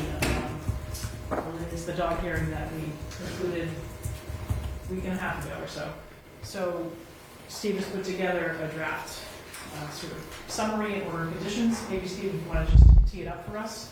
We want to make sure, obviously, we get the votes correct, but you want to tee up on how you drafted it, anything you want to draw our attention to in this order, and obviously there's some specific steps we're going to ask for. But I'm going to turn it over to you. Absolutely. Thank you, Michelle. Appreciate that. Basically, just trying to frame, this is a several-page decision. First, just trying to frame the proceedings, identify the dog, identify the owner, identify the board, identify the provisions of law pursuant to which the hearing was held, and then in the numbered paragraphs, I just seek to summarize the witness testimony. There's a lot of witness testimony. In this particular case, wanted to make sure we account for everybody that testified. Obviously, can't get everything, but try to get the material facts in there, and all the facts relative to the narrative. The real, where the rubber meets the road, so to speak, is really on the last page, which would be the conditions which the board continued to discuss after I had to jump off of the Zoom call. So we want to make sure the whole thing's accurate. I did notice a typo in one of the exhibits, so I'll fix that. But relative to the conditions that the board is imposing on Jack as a nuisance dog, that starts with number 1 and goes through number 6 on the last page, and those will be the most important aspects of what we review.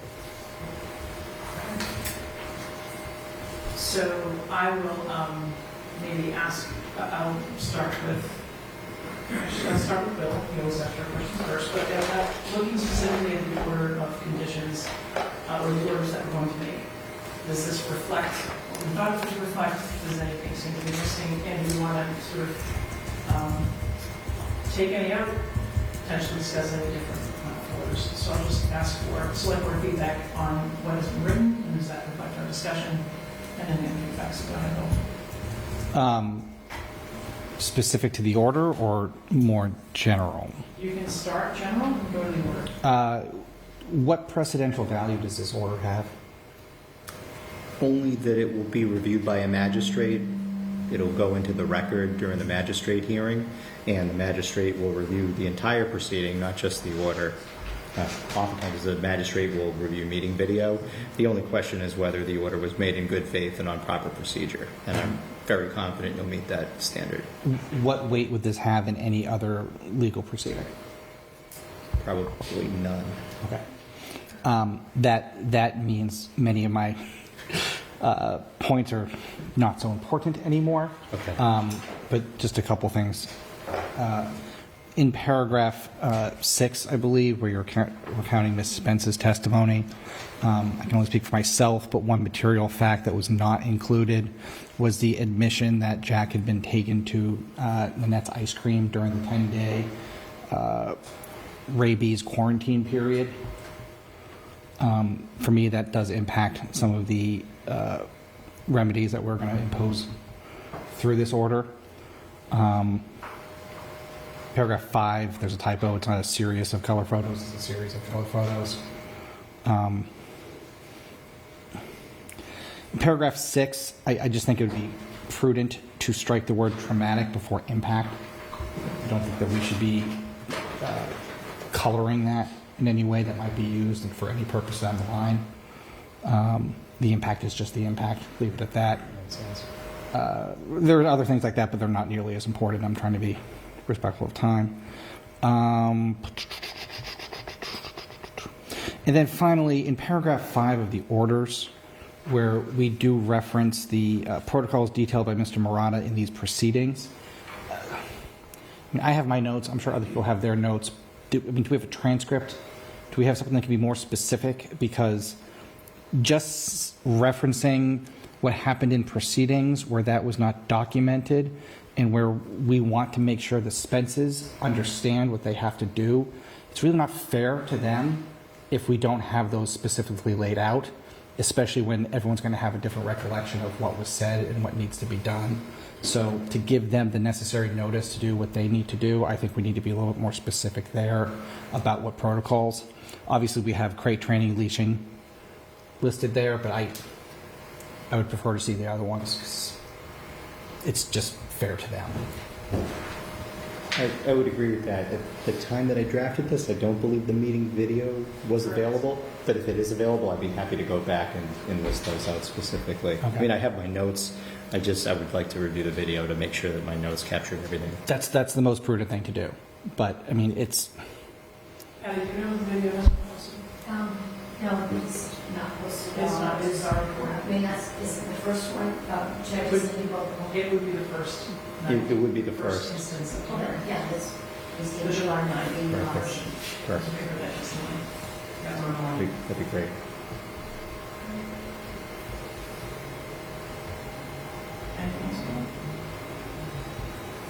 I will refrain from any other nitpicks, if those are the most important. I think you can send him Yes, a list of comments, specific We comments. certainly can. So I don't think, if you have some thoughts on some of the framing that doesn't impact the select board specific decisions on the order, feel free to share that with Steve. I think that's fine. I mean, it's things like striking words like tight-knit before relationship in paragraph 6. Again, I don't like characterizing it. We need to. I'm happy to defer those types of edits to Bill. Yeah, absolutely. And then send me a Word copy and I can mark it up and send it around. Maybe after you've gone back and looked at the more specific requirements mentioned by Mr. Murata for paragraph 5 of the order. That sounds good. Okay.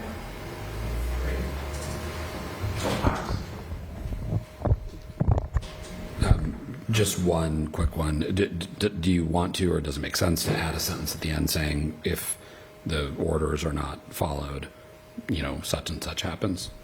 Is that standard part of these or no? We typically don't include that. It's in the statute. Sorry, to pick up on Paris's comment, if the order is not followed, who then has the discretion to take action? This board. This board? So someone has to report to us and we need to make the decision? That's correct. Okay. Mike? I'm all set. Thank you. Okay. Beth? I just had a question on number 1, where it talks about the 6-foot fence being installed. Is it the front yard, the backyard, or it says it's up to the satisfaction of the ACO, so could they require both, or is the intention for it to be the backyard? It's a good question. I don't believe it was specified in the proceedings. It was not. I guess my assumption was the backyard. Correct. I mean, just knowing that property, where it is on Johnson Road, the front of it, the back of it, it would be logical for it to be the backyard. So the yard to be fenced in is the, you know, But I think we should be, I think it's a good catch to be specific, that it's a fenced backyard. You don't anticipate this fence is going to put a fence in their front yard, unless they chose to, but it's an effort to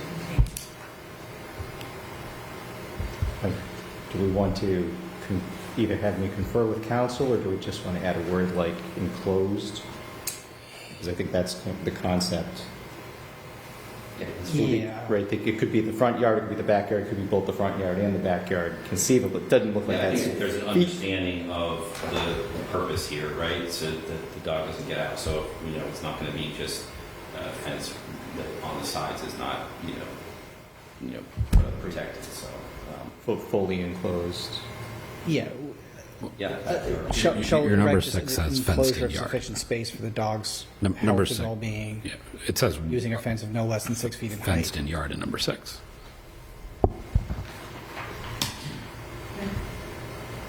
Any other questions, Doug? That's all I have. Okay. Anthea, any comments? So you can write that in a way that lets them put the fence wherever they want. No, hats up to Bill. Thank you for your lawyerly questions on the side. You're welcome. But yeah, I think you can craft number 1 in a way that lets them put the fence wherever they want. If they want it in the front yard, they can put it in the front yard. If they want to use half the backyard, they can use half the backyard. It just has to be enough that it's healthy for the dog. It's going to be in the backyard. Backyard? Yeah. The front yard has a circular driveway, right? So there's not much yard. Yeah. I mean, I do think it's an extremely long list of things, to be frank, but I'll just keep it on shut.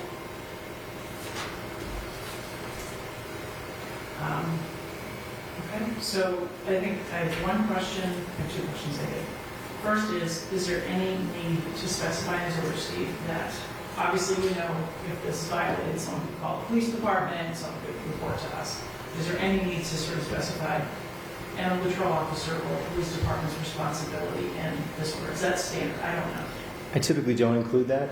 It's mandated, or I should say it's governed by statute, so we don't have the ability, even in this order, to say, I mean, we could say it, but we'd just be sort of It's an order upon the respondent. It's not an order upon our public services. Yeah. Fair enough. Okay, and then I think the last thing is it, given that it's a select board hearing and a select board order, does it make sense that the select board chair sign this order as opposed to the town manager? You could absolutely do that.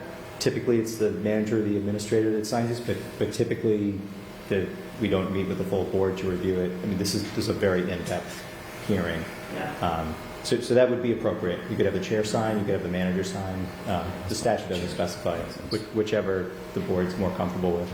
And I think it was our board's decision and our deliberation, so I'm happy to put our select board name on that. If you guys are happy, okay with that.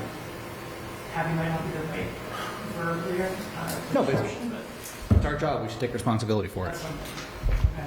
So That makes sense. other than that, I don't have any questions on conditions. I followed up with Steve via email last week on one of them, which he confirmed for me, so I didn't see any change. So you will make some edits, Bill, if you have some specific edits to share back with Steve. You can turn that back around to us. Or do we want to make a motion to kind of authorize me to sign this in substantial form? If time is of the essence, we should probably try to wordsmith and then execute this. But I don't know how time is needed to get this up. There is not a deadline. The statute does not specify a deadline, but I think sooner is better than later. I move that we move to authorize Select Board Chair Michelle Pryor to approve the remedial action to be ordered pursuant to GLC 140, Section 157B, in substantially similar format to what we have reviewed this evening. Does that sound okay to you, Bill? Yeah. Okay. So we have a second. Any additional debate? Anthony, did you hear that motion? Yes, I did. Thanks. Okay. Any debate, any discussion? Okay. So I think then we're probably good. Okay. Okay, thanks, Steve. Do we have to vote on the motion? I thought you just. I moved and seconded. You did, Yeah. right, no worries, great, let's take a vote. All right, I'm not liking tonight. I'll do a roll call vote, since this is a hearing. Bill? Aye. Paris? Aye. Mike? Anthea? Yes. And I vote yes. Thank you. Okay. All right, thank you. Be in touch. Thank you. Thank you. Steve, your emails all go to junk, so if I don't get back... Oh, to your junk? All of ours. Oh. All of your firm's emails go to our junk folders. That's not great. So, Rather consistent. They do. yeah. They do. If I don't respond to you within 24 hours, Reach out. give me a phone call. Okay, sounds good. Thank you. Or get to him through one of us, but we can make sure. Do my emails get to you, Michelle? They get to me. 50-50? 50/50. I would say, maybe even 70-30. 70 get through, 30 don't, so I occasionally lose the thread in my junk. Okay, yeah. If I don't hear, I'll reach out. But I didn't realize that, so thank you for letting me know. Yes. It's been consistent. All right, James thanks too. again. Okay. Thanks for having another vote. Appreciate that, Bill, and everybody. That was better. Shanks Center. Nick, come on up.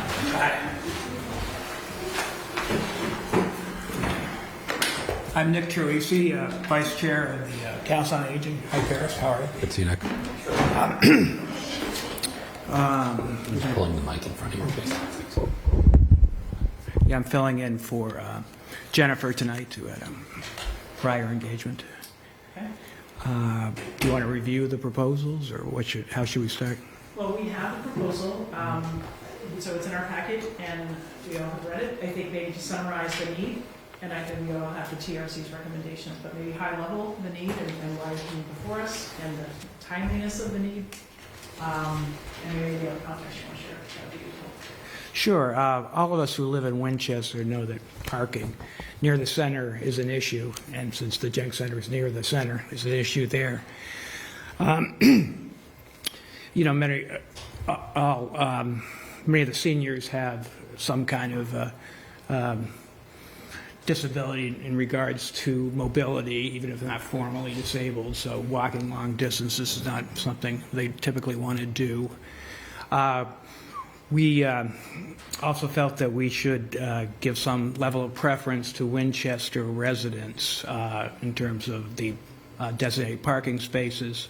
There's probably 2/3 Winchester residents who use the Jenks Center, 1/3 from other towns, nearby towns. So with that in mind, we proposed that those 25 proposed parking spaces be dedicated to Winchester residents, and there'd be a permitting process that would allow Winchester residents to get the proper sticker to be able to park there. Would you be issuing the stickers, or would town hall be issuing the stickers? My understanding is the police department that would do it, but I think that's still open to debate. The Jenks Center itself could. Issues. I would think it would be the Jenks, not the police department. The police department does not issue any stickers currently. The memo says Jenks was issuing. Okay, yeah, the Jenks Center could certainly do that with the ID, check the ID and print a sticker. The one other thing is we're proposing that 6 spaces be allocated for the Jenks Center from the WHS crosswalk to Mount Vernon Street to be used by the Jenks Center.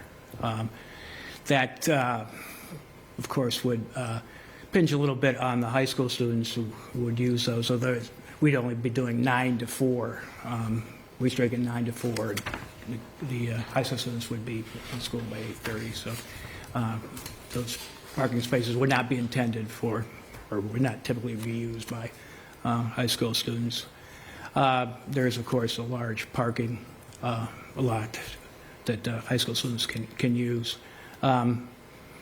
So that, again, this doesn't solve, the parking issue at the Jenks. Only the underground parking garage that, just kidding, would solve that. But we're hoping that it will make things better for senior citizens who use the Jenks. I'm going to ask, Patty, can you pull up on the screen, can you pull up Skillings Road? Is that trying to understand where 6 spaces are. It's a pretty long stretch from the high school to Mountain Street, and I was just like, really visual. And if I could ask a quick question. Of course. There are, I think, 4 recommendations or suggestions here. Are you asking all 4 to be considered, or just one, or? All 4. The first one is just codifying something that we've already done. So Yeah, it's- so I think the first 3 don't require board approval. The 25 spaces that are currently in the lot are signed and have been used for drink spaces. If you choose to do those as permit spaces, I don't personally think that's an issue, but I guess that's for you all to discuss. And certainly the disability spaces, item 3, and the use of some additional spaces for the van parking is not an issue with the town. So Just looking for scale. yeah, no, Parking is slightly off their designated spots, but the other ones are right. the same designated spaces they have with permits, and then disability spaces being maintained, not being removed, which we're not trying to do. Right. The real change is the item 4, which is those spaces are currently signed for no parking before 8:30 a.m. Monday through Friday, and no student parking. So while I understand that students may occasionally be parking there, they could certainly be ticketed and could be, made to not be parking there. So yeah. We feel that the advantage to the seniors outweighs the inconvenience to the high school students, but, that's a political decision, obviously. yeah, I mean, the high school kids shouldn't be parking there anyway, right? The signs specifically say no student parking, so that could be enforced by the police department. Okay. Yeah, roughly. So from the parking lot where the driveway is to the lights on Mount Vernon, there's no parking there anyways. No, there is. Yeah, there's. Oh, no. So if you go from the crosswalk further up the page. No, from where the This crosswalk. Patty, the crosswalk This crosswalk? at the flashing beacon. There's about 5 or 6 spaces between there before it's no parking. So are those the 5 or 6 spaces you're asking for? That's correct, yes. And those are typically used already by Jenks patrons.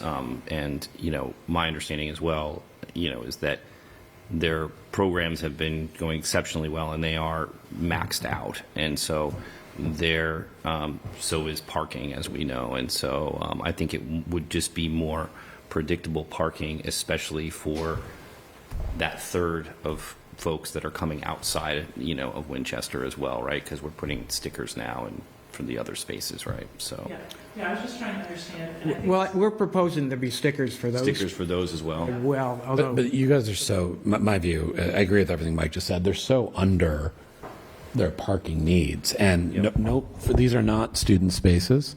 And also, nobody's parking here and walking to, Starbucks. No. It's so far away, right?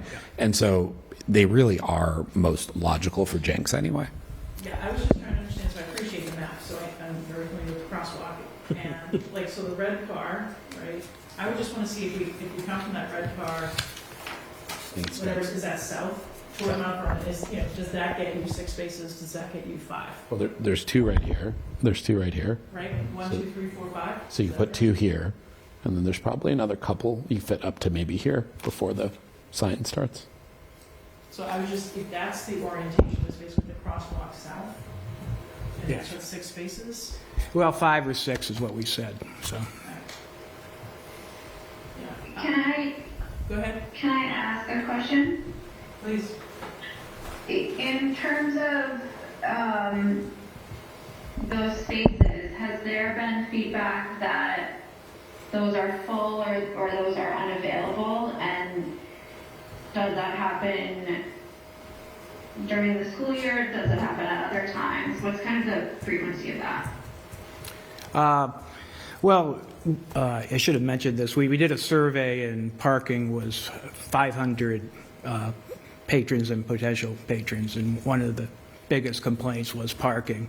And I'm a Jenks user myself, and oftentimes you have to go pretty far to be able to park. So it's definitely a concern for Jenks patrons. Bill? I mean, in these sorts of situations, my inclination is always to do as little as possible to achieve what we need. And given that it's already zoned or marked as being no student parking, and I agree with Paris that I don't know who would be parking here other than students and Jenks users, it seems that really the best thing to do would just be enforce what we already have, because that means we're not changing anything, we're not, instituting a new sticker policy for those spaces. Even if we did, it wouldn't matter if we didn't enforce it. So, whether it says no student parking, or if it says you got to have a sticker, we still need to have an officer out there checking on it from time to time and actually doing something about it. And I know they have lots of more important things to do than just parking enforcement, but that's the key to making sure that these spaces are being used properly and not being used for students. I guess the only question there is, how do we know a student car versus a non-student car? We don't. No, but I think there's some key times where you can be watching who's If you see a parking kid there. get out and walk into Winchester High School, After you know it's a lunch, student when car. they're, the upperclassmen are leave the campus and come back, Yeah. you could have some enforcement there during those times of day. But I think we also wanted to reserve those for resident. I know that would be more work and everything like that, so, it's a judgment call there. But, our hope was that we could designate those spots for Winchester residents. How many non-residents come to the Jenks Center? I know that's an impossible question to answer, but is it that big of a crowd? Well, according to our numbers, I'm looking at it right here, 3,300 individual patrons served at Jenks last year, and about 2,000 were from Winchester. So it's a pretty, I would say a third. Yeah. Yeah, easily a third. I'm comfortable with everything that's been, proposed here. And it'll, like all of our parking decisions, it'll evolve, based on use and time of year and things. So we may have to tweak things here and there, but. That's kind of where I'm going, and I think those are incremental too, but Mike, I'm kind of with you and Nick on this, that if we designated we could do nothing and enforce what we have. We could do what you wish, which I generally am good with, given I understand exactly where they fall on the street. I would want to actually, though, see utilization, right? This is not commuter rail parking, I understand that. That's kind of a hike, though I suppose you could take a train after 8:30 and not be a student and park there. But if I would just, and maybe it's just like I'll start taking some walks, and if we take this vote tonight and it's, you jet out the stickers and we change some signs, I don't know what it'll take to change signs. But come September, I'd be curious to see on any given day between, your key hours of operation, 9 to 2, 9 to 3. Well, it's mostly the morning. Yeah, after 1 o'clock, it dies down. Yeah, Usage so at the Jenks Center. My thought being, and I'm not sure who's taking the train at 2 p.m. or 3 p.m., but if the hours of operation or the most use is 10 to 2, 10 to 3, I hate to say to a resident, you can't go to a show at the high school, you can't come to a meeting at Town Hall at 3:30 because you're in a jank spot, and we can ticket you for being in a jank spot. Yeah, it's only 9 to 4 that we're asking for. Okay. But if it dies down at 1 or 2, is what Michelle's Right, got. that's what I'm saying, is if your real utilization, so that's why I'm gonna maybe take some walks, like, hey, there's no cars there after 2, and there haven't been cars there after 2. I've looked at 8 days over 3 weeks, and we should say, okay, it's 2. Is 2 fine, or do you want 4? I'm not saying, Nick, that that's what we're going to do, but I think Sure. I would like to make sure that if we're trying to carve out space for access, that it's actually used, Mhm. and that if somebody did have a meeting at Town Hall, a show at the high school, or reason to be, a meeting with a lawyer and accountant at 3 p.m., and every other space in downtown is taken, I'd hate to have, parking is at a premium in our downtown, so. Sure. I'm comfortable with this request as well, with Mike's caveat, as with a lot of things we do with parking, we sometimes tweak it, so maybe that's a heads up. Yeah, I mean, The hours might need to change. sure, yeah. I'm fine with it as is. If you want to amend it to 9 to 2, I'm also supportive of that. If you don't need the last 2 hours, you could change your proposal. I could take it, yeah. I could Whatever take you it back prefer. and discuss it. I mean, I can't make the decision, obviously. Understood. Yeah, that's fair. I'm fine with either way, though. Yeah. And if we do move forward with the sticker idea, you have to promise us that you'll make sure all the Jenks users understand and get their stickers and don't find themselves getting ticketed. Yeah, ticketed. Yeah, I'm sure there'll be some pushback from the non-residents, but say la vie, I guess. They can always move the town. Right. I like that. I mean, the rest of the Jinx law is permit or 3-hour parking. So I would think most Jinx users are in and out of the building within 3 hours for most activities. Yeah. So Yeah. there's plenty of other spaces within the lot that are outside of the 25 spaces assigned specifically for Jinx. Right. Yeah, typically people are there in the morning, and then the afternoon it clears out in the Jenks Center. So 3 hours is probably a good upper limit for how long people are there for a given visit. Okay. So someone wants to make a motion. Anthea, any questions? Sorry, before we go to motions. Any questions, Anthea? The only question I had, and this kind of builds on what Beth had asked, is, if there are people who are coming to the Jenks and they're there longer than 3 hours, if they have a parking pass, could they park in those additional town hall spots longer than 3 hours? That would be my only other thought or consideration to add to the discussion. Well, Not currently. Those spaces are, the signage would all have to be changed to allow parking by Jinx permit. And I'm not sure there's a lot of demand for spaces over 3 hours outside of the 25. no, there we isn't. already But have. I guess my understanding was if you had the Jenks permit, you could park there as long as you like. There's not a 3-hour limit. I could be wrong about that. Well, the 25 spaces that are yours, right? That's what I'm talking And then yes, and those you can park there. The town doesn't enforce. Okay. The rest of the lot is permit, so either commuter permit or town center employee permit or 3-hour parking. Yeah, I don't think there's a problem with the 3-hour parking. Yeah. I wouldn't recommend extending the number of spaces for the Jinx permit. Right. Okay. So if someone wants to make a motion on this specific request as written, a request with a different time to take back, I'll entertain any motion. So I move that we approve the requests from the COA and the Jenks Center as proposed in the memo dated June 30th, 2025. Second. Okay, additional discussion? I would only ask, so I may, again, just wander around myself and take some data, but if you find with your patrons that there just is no need, or we don't see folks, or hey, they come in after 2:30, 3 o'clock, where'd you park? Sure. No one's on Skillings. It'd be great if it came from you first, than us saying, can we claw back an hour, can we claw back 2 hours? That would be ideal. I think right now the motion with the second is 9 to 4.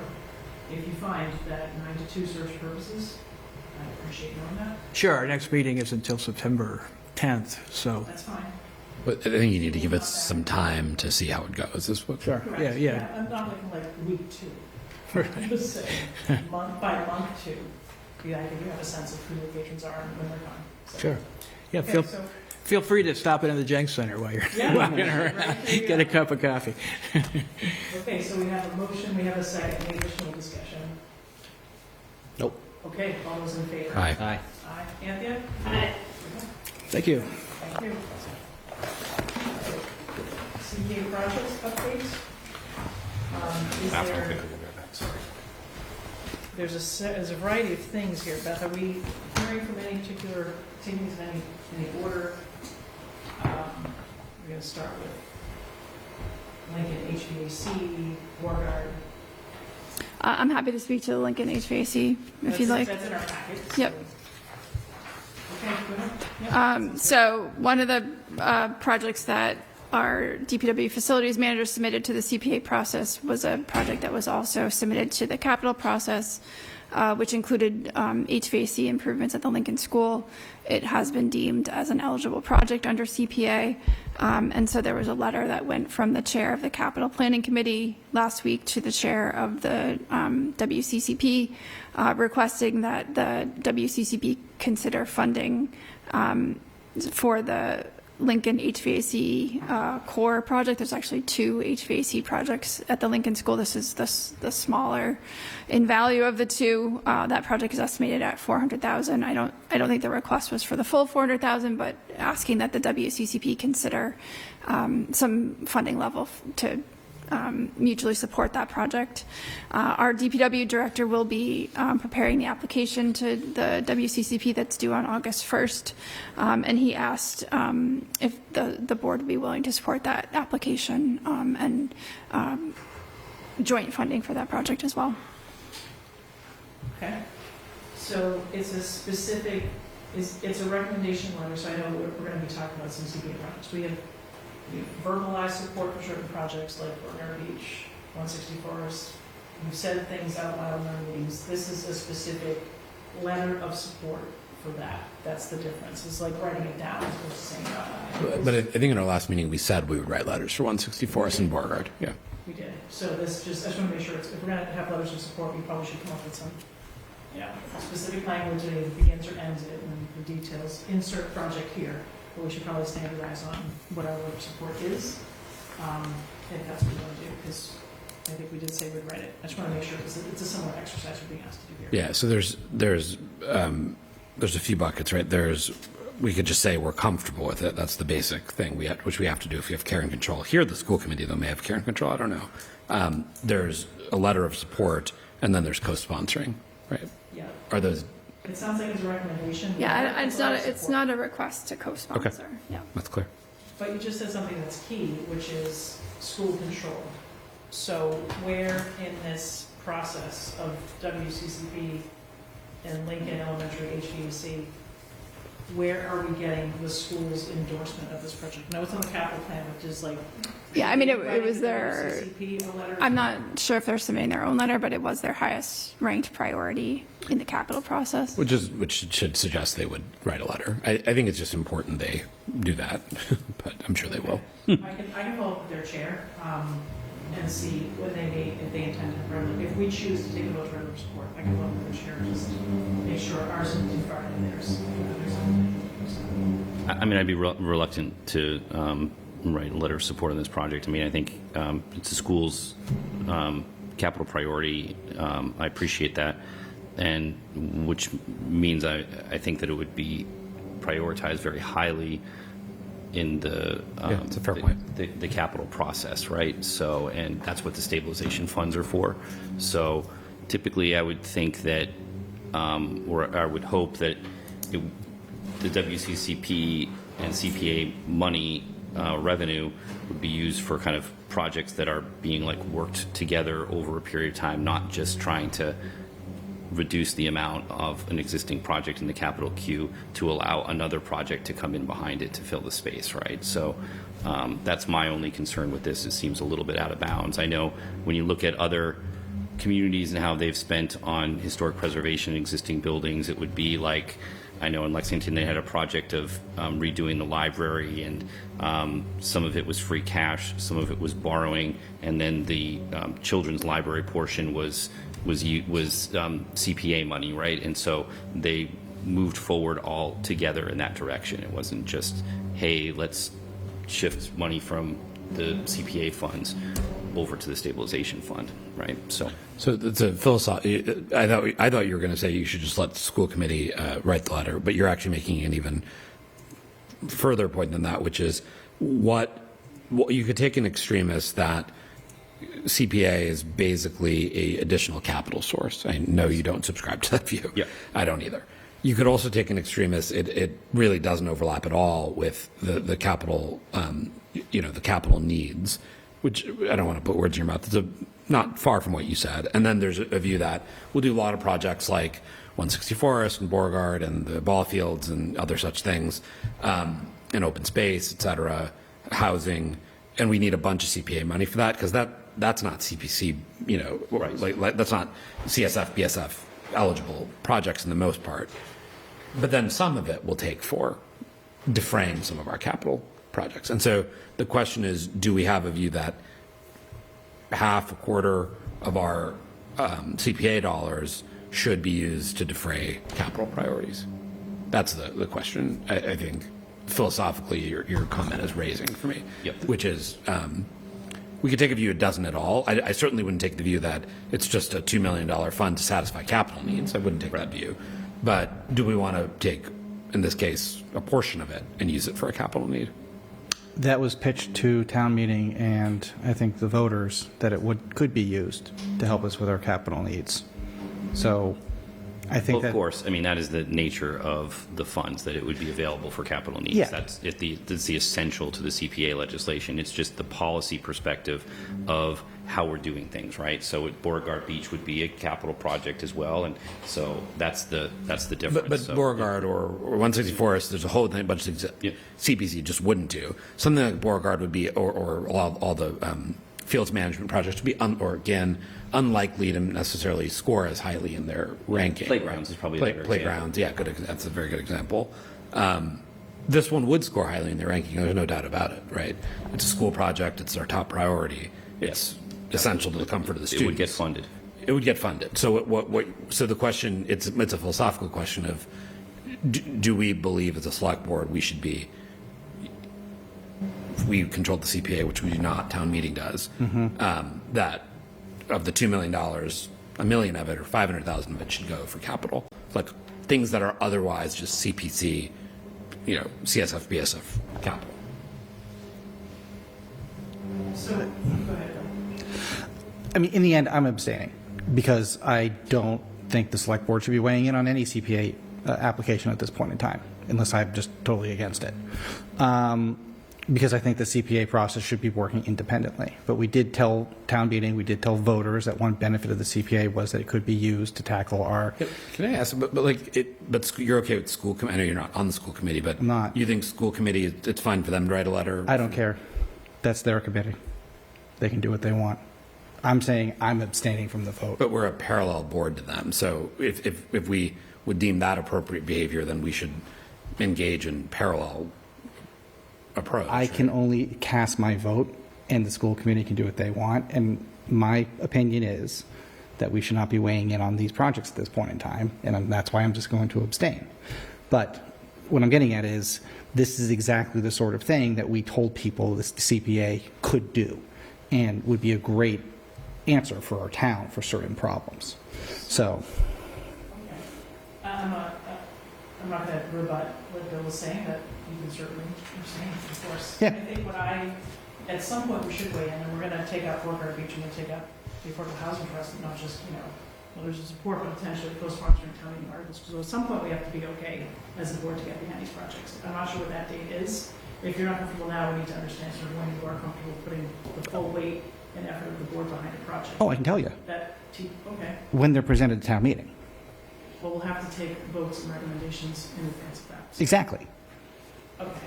So, given that. So once they're on the warrant. Yes. Once they're on the warrant. And you'd never want to see a CPA project with our name on it. My understanding of the CPA is supposed to come from the community. Yeah, and yes, it's not supposed to be. They're here. We can talk about Beauregard. We talk about 160 Forest. Those came from the community, right? Those are community groups that have asked us for our support as a convening function, as the care and control body. I mean, the idea that Mike, or in the case of 160 Forest, or I, in the case of Beauregard, came up with the project is not true. It's just when community groups ask us to support it. I outlined this in my letter.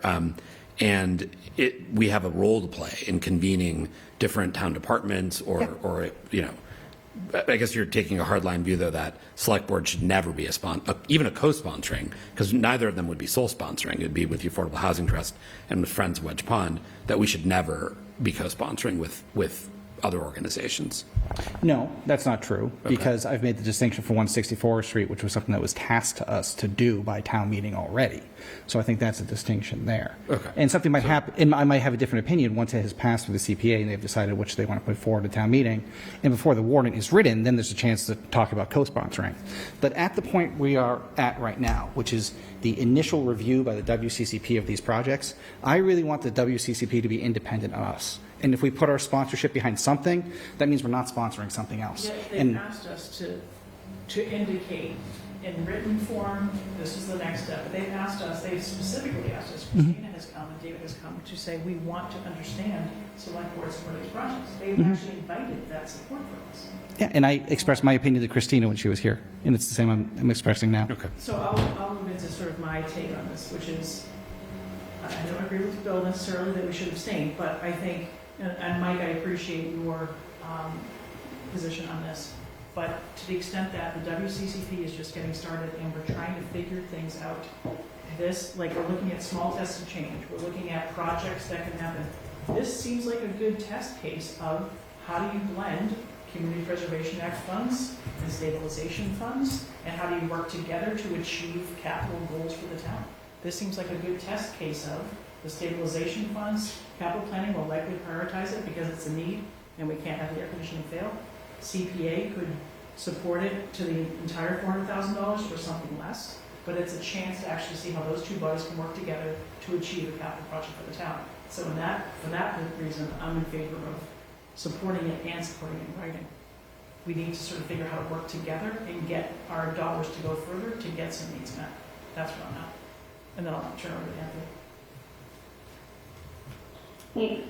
So I think that this, we're doing this on the fly, right? We're brand new to having CPA and how it operates. This is the first time it's happening. It's like a test case for everything.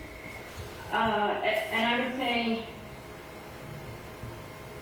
you know, it's hard to discern in the way that we're being asked to support projects what our support means, I think, to us as individuals and support from the board. Is the support that this is taking place in a sort of town-owned building and space and would be sent to RFP through the town and something like that, and so thus we would support for this project to happen, versus not support it at all? Or is it that we, you know, are saying this is a priority over X or priority in Y direction? And so I would just say that I would feel that if we were to vote on it, my vote would be in the direction of we're saying yes, like, were this to move forward, the select board would not stop it, but it's not saying, like, the select board is prioritizing X project over Y project because we're not members of the WCCP and we're not making those decisions. So I think that's something that we need to have some clarity into, is how or what our actually vote of support means. And, you know, ultimately we probably need to communicate back to those who are asking us about it. I'll just point out, I'm obviously close to one project, which I've been talking to the community group working on it almost daily. I don't know how many letters of support they've collected, but it's a lot. Right? FAN, other organizations in town. A letter of support is, I think, exactly what it sounds like. It's like you're just adding your letter to the file among a handful of other organizations that says, we think it's a cool project. And it's like an amicus brief, right, in your legal world. So it's just one additional group saying, we think this is a good project to do. The general letter for assets for which we have care and control is that what I call the sort of perfunctory letter. A letter of support is, in my opinion, no more than that. A co-sponsorship is us saying we're going to play some kind of an active role in helping the project come to fruition. That's how I would distinguish sort of the three things we could do. I think that's helpful framing. I think, we do like grant or contract applications is generally getting letters of support from folks, and often in those cases they do write multiple ones. So I just think we need to be clear about that we're all kind of on the same page with what this vote means, and that when we communicate that the vote was taken or that we're submitting a letter of support, what we mean by that. But then we'd be more productive if we had a draft letter that we could actually understand that language? I'm happy, or Michelle or Mike, to draft one. Do you expect they want this letter by this Friday deadline? I mean, it's unfortunate. That would be ideal, but I don't know if the WCCP would accept materials past that deadline. I'm not But sure. I feel like we can put one out together really quickly, right? Yeah, and if we can't, I mean, For just a template. Yeah. we can get a template together, but I think we should at least, I can circle back with WCCP, or any of us can, I suppose. And if we can, because this came in for our packet for tonight, right, there's a deadline for Friday. Can we vote a letter of support at our August meeting? And then make any decisions between the deadline and the following week? I just think we have to be careful with sending out letters of support for, we haven't seen the capital priorities list. We haven't seen, what else is there. There may be other, projects that we support that are on the bubble. I think us getting involved in that process, I mean, it seems it's the opposite of how we want to do things. If capital is advisory to management and the WCCP is advisory to town meeting, us getting involved, it really, at this stage, without us originally being involved in the project, I think creates a bad trend and an expectation that we're going to start sending letters of support for capital projects that were already in the queue. That's a good argument. I was talking, about this a little bit earlier, and I with somebody else, and I pointed out I do think, to answer my own philosophical question earlier, I come down on it the way that Michelle did, which is I think it is valuable for us to be able to show some level of coordination for a subset of the total resources with capital planning. Now that you made a good point, Mike, which is that potentially that's when we endorse the article, assuming CPC takes it through their process, or CPA, on the warrant, and to say we think this is a good thing to fund, right. As opposed to issuing the letter now, because why are we discussing issuing the letter? Is it that the director of DPW has asked us to? Yeah, and I would say it's partly in follow-up to the letter that's in your packet from the chair of the capital planning committee, and I don't know if you're at the meeting where they discussed it, Bill, but my understanding is that this was the project, because it is expected to rank so highly, that they were kind of putting forward as a good project to coordinate with for the WCCP, as opposed to many other projects that could And didn't we dually funded. Isn't one of the members of the WCCP also a representative from the Capital Planning Committee? Yes. And that was done specifically to increase coordination between the two groups, so that spending could be taken from both stabilization funds and the CPA to fund projects that might not be able to get enough from just one or the other? Yeah.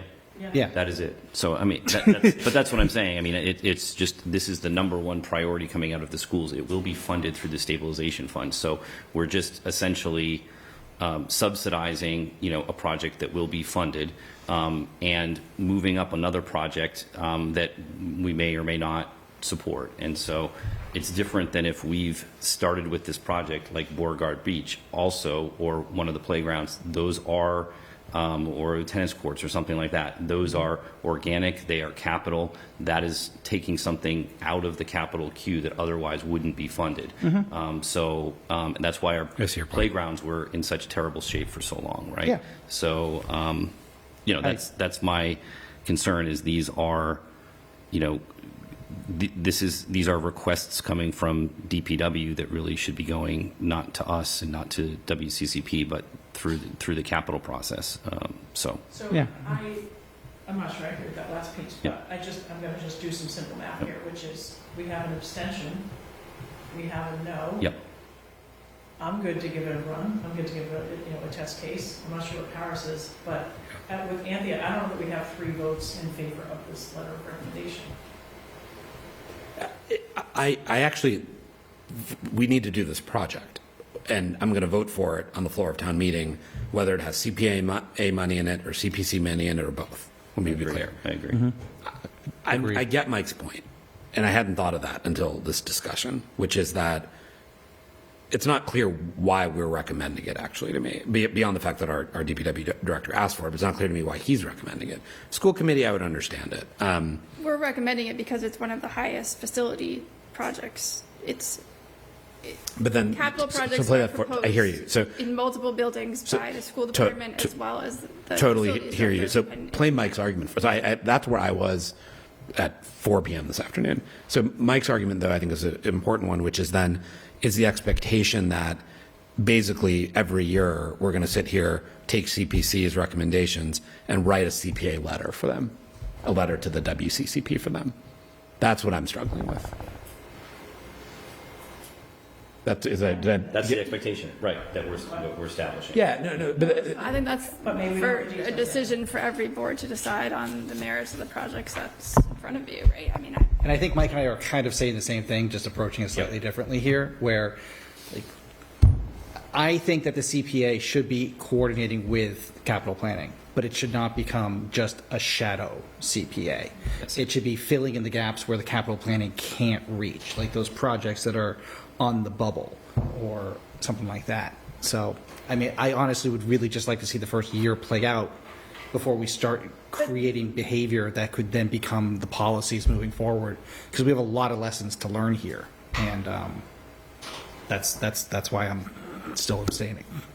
no, I was just going to say that the timing of this work has worked out that the way the application process is working, the ranking isn't complete by CPC, so WCCP doesn't know which projects are on the bubble, and certainly applicants didn't know whether their projects were on the bubble or not. I mean, maybe that's something that can be addressed in future cycles, but like, there's no way for the people who were applying for projects to know whether their project was going to be funded by capital or not, because the timing of the two applications was basically the same. Yeah, and this is our first year. We're going to make mistakes. There's going to be inefficiencies. The goal is that we learn from them and make it better next year, and then make it better the year after that. So. And in my time here, I've never seen the school's top capital request not get funded. So I'm gonna, like, maybe we can move on to another CPA project. Is there, so if I were, and I can't make a motion, but if Anthony were to make a motion to do this recommendation letter, Powers, where would you land right now? I walked into this room thinking I would have been a yes, and I will say, Michelle, if you want to present the select board opinion on the warrant, when this thing goes on the warrant, with whether it's CCP or CPC or both, to say, hey, as a select board, we think we should fund both capital and this kind of new stuff like playgrounds and housing, I would support that. That said, I don't love the idea, I'm convinced by Mike's point, of us every year just getting CPC's top 5 projects and then issuing a letter to CCP saying, please fund all 5 of these. That's where I'm hung up on, so I'm going to be a no. That was a very long answer to your question. But I think we can move on. Yeah. If we don't have 3 votes, and there's all good reasons to land where we are, but if there aren't 3 votes in favor of this one direction, we can just move on to the next project. Unless one other person abstains, then you can have a 2-to-1 vote. Well, you have 2 to, oh, well. But again, Majority of those voting, right? is that how we want to start off this first The year? 2-to-1 letter with 2 abstentions? Yeah, I mean, No, I mean, I keep saying it. I think we should just kind of see how it plays this year. We can, yeah. Go ahead, Anthea, and then we can go on to our next CPA project. So I apologize not being in the room. It makes it a little bit harder to follow, but trust me, it's even harder from here. It's probably worse in the room. It's tricky. Reiterate that I think we, and I know it's like the timeline is rushed and the requests are coming in with, the deadline at the end of the week. But I think we really need to understand, like, what does it mean for us, for the select board to write a support or a recommendation and be able to articulate that. I know we have other requests and things around CPA, and this one is slightly different, but once the dust settles, I think we should probably also just look at where does this fall in terms of how we draw service on. Okay. Bill, I appreciate the fact that we can get 2-to-1 votes, but I think that's not a good card to play right now. I appreciate it. It's reality. It is true. Okay. Do you want to take up board rep next? I'm happy to speak to it. We have 2 people who have been waiting for almost 4 hours, so I'd ask them if they'd like to come up. Okay. I think, yeah, why don't you both join us? So Beauregard, I'll just give a quick introduction on it. I put together a little packet here that's at the table for everybody, and then this is a copy of your map. Would you like me to pass this out? Yeah, please. Anthony, I'll forward this to you via email.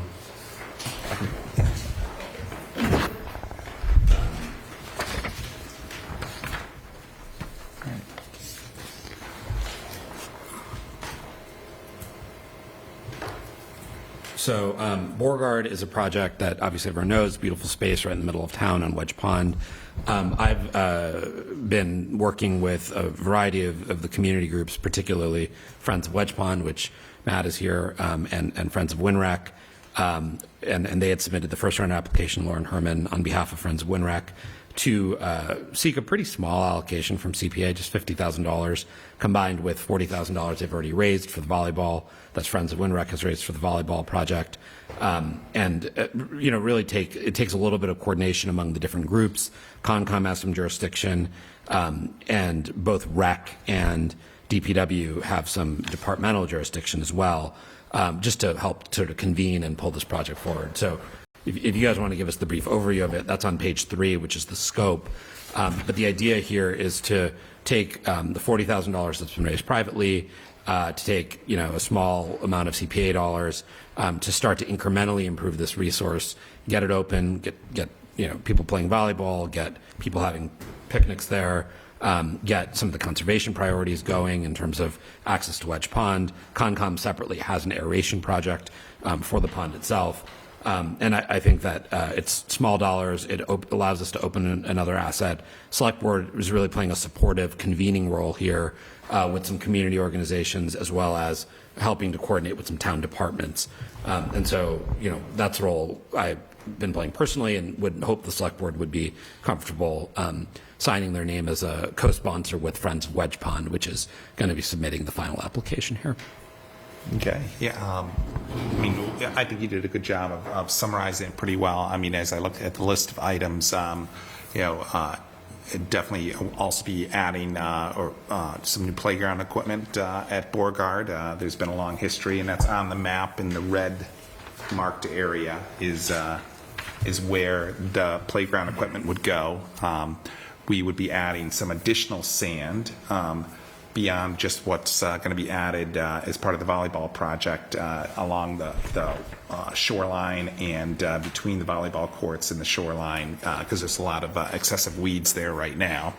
We'd be adding some more outdoor furniture, picnic tables, Adirondack chairs, to use it as just open space. And that is on the map. It's the two two oddly shaped spaces on either side of the middle volleyball court there, the one on the right on the diagram. We'd be adding a dock as well that could be used for both fishing and as well as for kayaking and canoeing to help with putting in. And the bathhouse, which the Friends of Winrec got the ball going with fixing the roof and funding that. It was the DPW that did it, but with funding from Friends of Winrec. We would be painting the bathhouse, the exterior, and it also, our goal is to open up the inside into a larger space, so that could be used as a nature center, which would benefit Winrec directly, community center. And then I know another item that's on our list is to have an ADA compliant walkway that would come down from the upper street down to the park. Which would connect with some Winchester Housing Authority buildings that are largely occupied by seniors as well. Yes. And sorry, did you introduce yourself for the record? Oh, I did not. I'm sorry. My name is Matthew Gordon. I'm here as the president of the Friends of Wedge Pond. And I live at 26 Vine Street. That helps. Michelle has been attending some of these meetings. Mike's been tracking this project for many years. So given a lot of select board members have been around it, a lot of community support, small dollars, center of town, we could play a convening role here, coordination role with some town departments. I thought it would be an appropriate project. I'd want to offer a comment. Say your name. I'm Bill Band. I'm a town meeting member from Precinct 5. Wedge Pond is in Precinct 3, just built for your information. And I'm also a member of the Conservation Commission. But I'm not here to speak to put their point of view or policy in front of you, but I do wanted to share with you what I've learned as a commissioner on CONCOM for the last 18 months. And the main issue is the issue of public access to a great pond. Wedge Pond is a great pond. It has a special, as a great pond, it has a special legislative protection about how great ponds have to be managed, and in particular, as a public use space, the access has to be guaranteed for the purposes of fishing, fowling, and boating, and sometimes swimming. And that goes back to colonial times when these ponds were protected as a public resource, like a town green.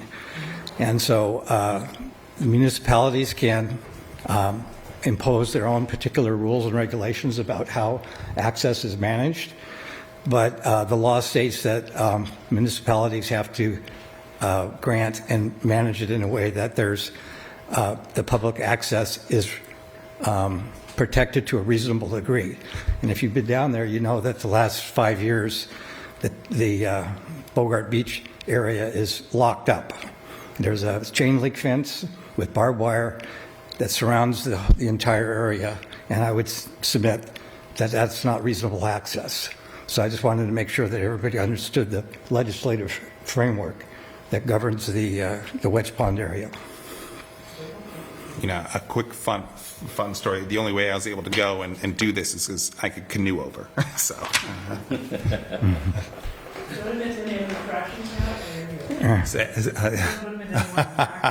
Is that an infraction? Statement against interest. That's their people are doing those. Okay. But no, the shoreline approach is interesting. So the action here, ours, is probably enough of other support, is it not? Or it's co-sponsored the I application. had asked to co-sponsor. Friends of Wedge Pond, Friends of Wooden Duck have done a great job bringing it to where it is. I think there's enough special things about this one, especially in totality, that I would ask the board to co-sponsor. I'd be willing to co-sponsor.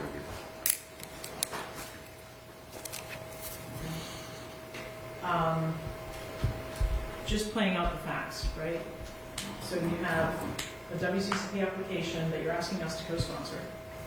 You have some CONCOM jurisdiction. We, select board, approved the sand volleyball courts. So without the CPA funding, Yeah. what on this map gets done? Do we still get volleyball courts? But Yes. not a dock? Right. The only thing that gets, I can answer that only because I attended the CONCOM meeting last week where that was discussed. So what the current volleyball project funds is the 2 courts, including sand for the 2 courts, and that's it. So everything else. And that's already been funded. So yes. If we don't get additional funds through the CPA process, then those go in, but nothing else goes in. And the access is not created for the... The fence is still there, keeping you from the volleyball court. Right. The ponds. Unless you get a special key. Or you canoe over with that. Yes, that's right. That's right. The area also is just it's kind of a mess, and so this money allows a lot of cleanup of the invasive species, the overgrowth. Makes it an inviting area, playground structures, chairs, et cetera. So it's pretty modest. That's why the whole ask is $50,000, and it would dramatically enhance the volleyball experience for the players and the viewers. I would think so. Even, we're proposing to put in a, you remove the big fence, tall fence, the barbed wire at the parking lot. You put in a lower fence at the water line. Maybe a minor point, but keeps them from losing their balls. So I'm going to leave it. Go to other questions. I'll start with you, Anthea, and then I'll go to Bill. Any questions for Paris, for Mr. Band, or Mr. Gordon? I think this is a great project for, especially in sort of our role as the Parks Commissioner, and have some insight into it through the Director and Field Management Committee. So I think the only question is just some details into the application, but nothing that I need to add at this point. Okay, Bill? I think this is the sort of visible and easily deliverable project that is indicative of what we should be doing with the CPA. It's wonderful. I'm very happy you guys are doing this, and that's why I look forward to voting for it on the floor of town meeting. But I'm going to give you my highest recommendation of abstaining at this point in time, as that's the most I'm going to do in terms of supporting anything in this point in the process. That's what I figured from the prior discussion. Yes, but if anybody asks me, I will say, Yes. I hope this moves forward. Yes. And I am in full support. Yes. No, stay. Yeah. It's a procedural thing for me. It's not- Oh, I understand. Mike, I think you already signaled your support. Yeah, I'm on board. Yep. I would argue that Lincoln's HVAC is also shovel-ready and has pure scope. But I think that topic is over. So, is there a motion? No, it's just support. Mike, do you want to make that motion? Yeah, We can still debate, but. So the request is for co-sponsorship here.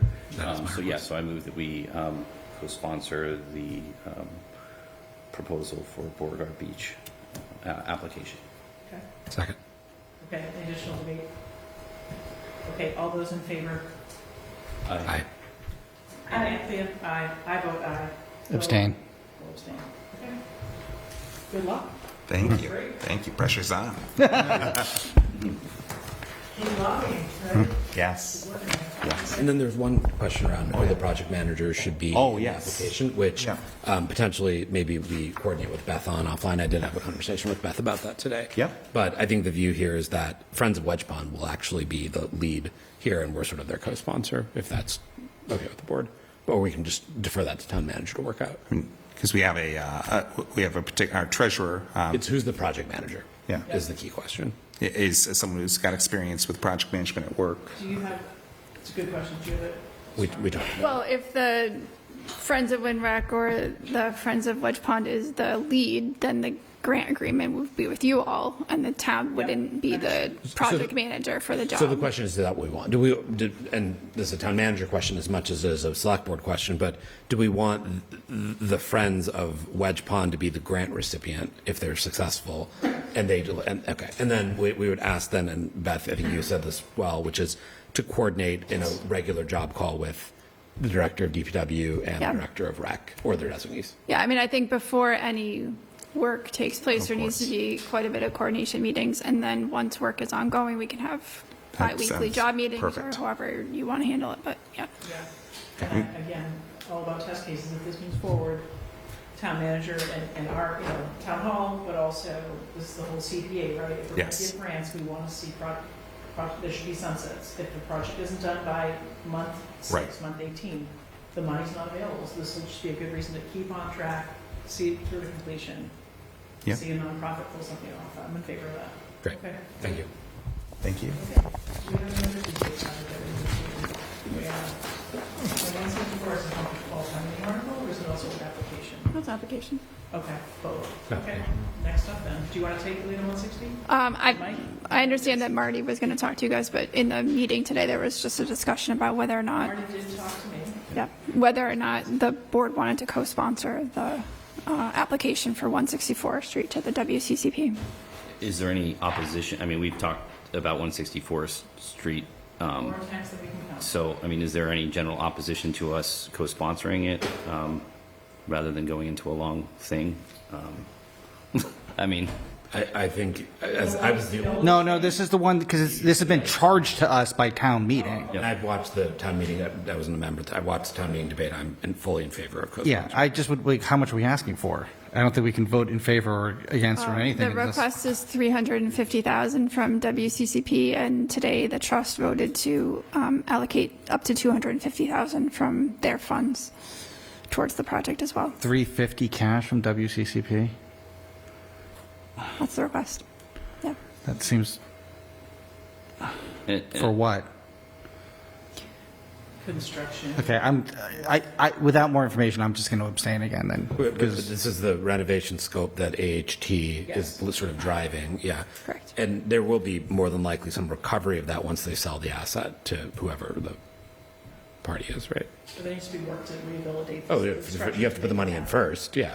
So- Yeah, and we've looked at it again, revised, our analysis. I mean, it needs this much work to get somebody in there. There've been multiple walkthroughs. Safely, right? And, have a healthy building for people to move into.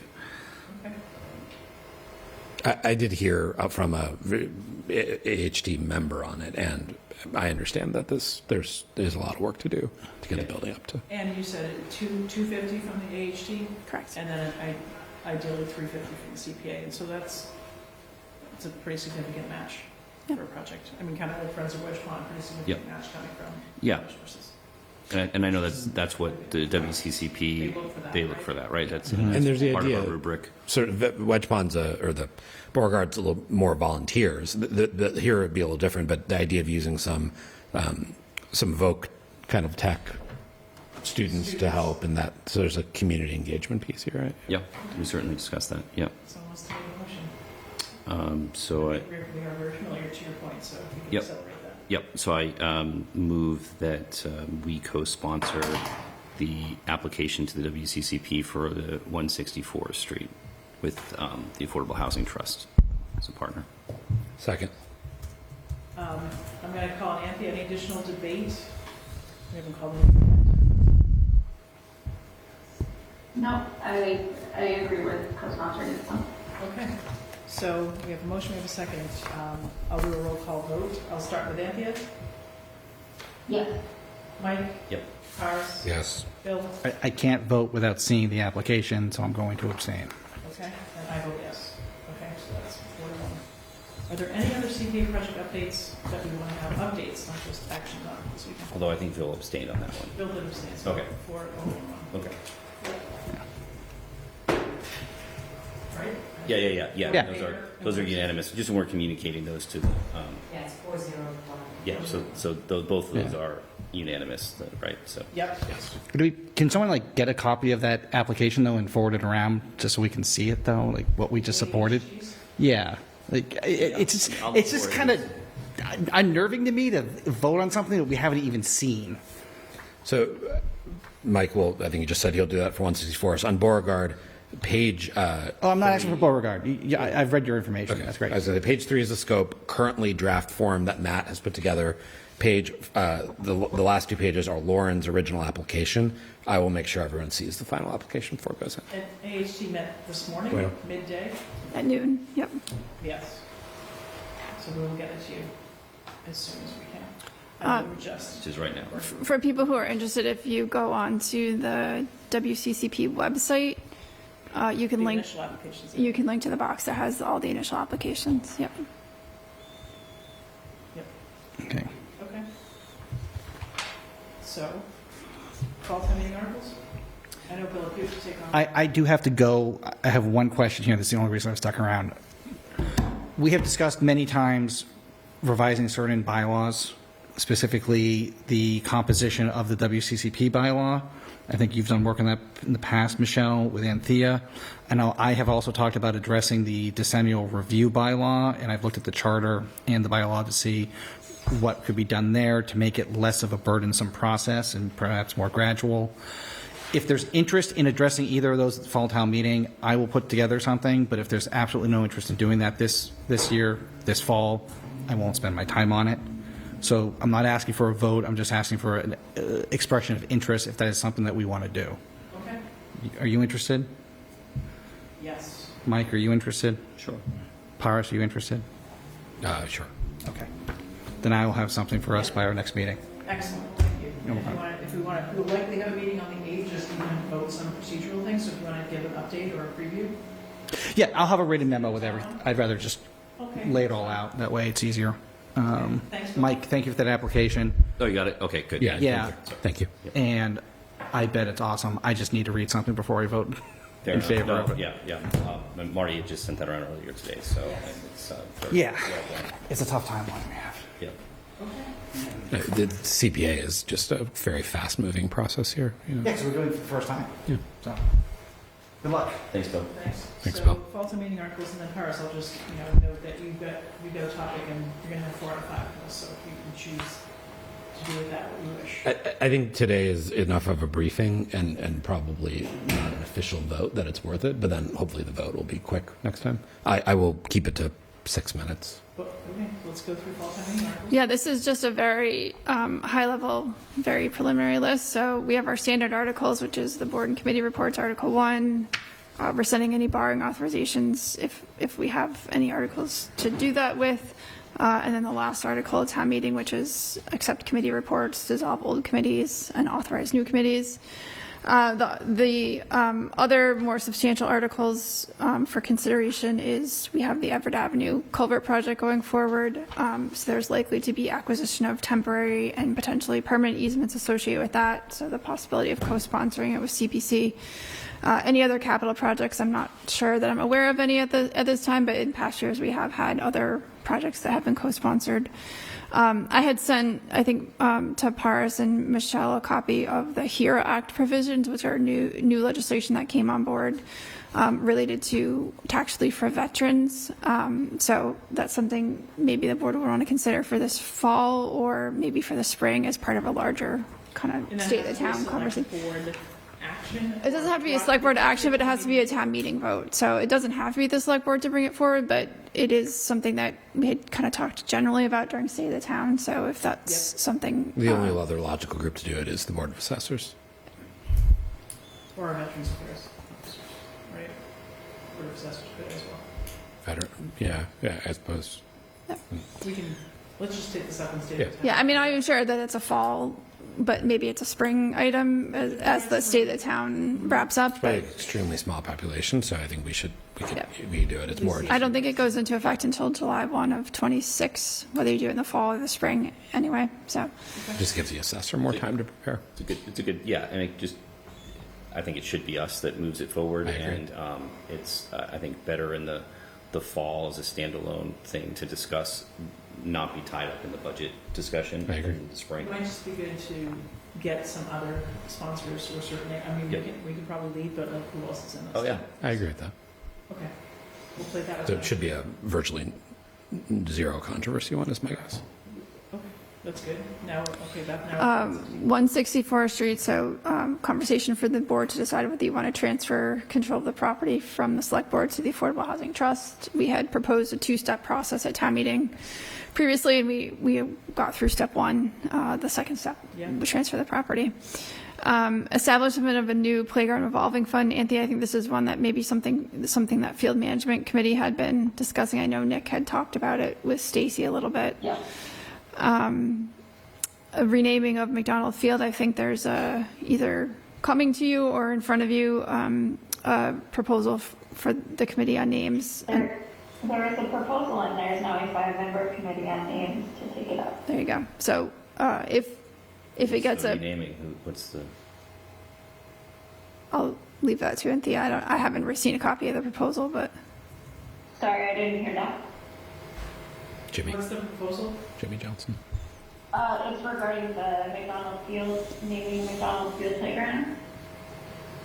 After Jimmy Johnson. And then the last one that I had on my list, but certainly there could be more, is whether the board wanted to consider transferring money into the health insurance stabilization funds, depending on how much is left at the end of FY25. Stacy thought it was probably somewhere between $60,000 and $70,000. I think we pretty well cleared it out at the end of 20. We cleared out in the stabilization fund, so she thought there was $67,000 left in the FY25 health insurance budget that could be moved. So It's probably get $20,000 left in it. Yeah. It's yeah. So I'm sure there's others. That was just my initial list. The health insurance one, to the extent that we've had it on, at least every time we've had it on the select board. And I don't know if it was on before, right? I mean, not every year do you have conversions, but a fall article sponsored by us to be appropriate in the spring when town manager, develops the budget and FinCom develops the budget. I think that's just a good pattern. If there's Yeah. there to find a health insurance related need. I don't know why we wouldn't. Yeah, and it was Had it passed. Yeah, and it was the kind of perfect kind of test situation for us that it was designed for last time when we were getting close to an override and we were on fumes, a little bit on our operating side. And then we got a huge increase with the health insurance, and we were able to subsidize some of that just to kind of keep things. So that was until we kind of got into that situation again, as we had in 2019 or whenever we had done it before. We didn't know that it would work that way. So town meeting was a little bit questionable, right, on it. So I think now that it validated a little bit, but So I think, Beth, if we want to, maybe just socialize for Stacy that I think we're interested in certainly. Yeah, no, I already talked We to can figure her. out what the amount is, Yep. right? But I think that if town meeting is used to now, it goes in the fall, it comes out in the spring, it's part of the budget. Yep. It's a dedicated funding source. We won't always have reversions, but we also aren't trying to hold on to this money for 15 years and not use it. Yeah, exactly. It's a fund that comes in and gets paid out. There's no reason to pay insurance costs. Okay. That's good.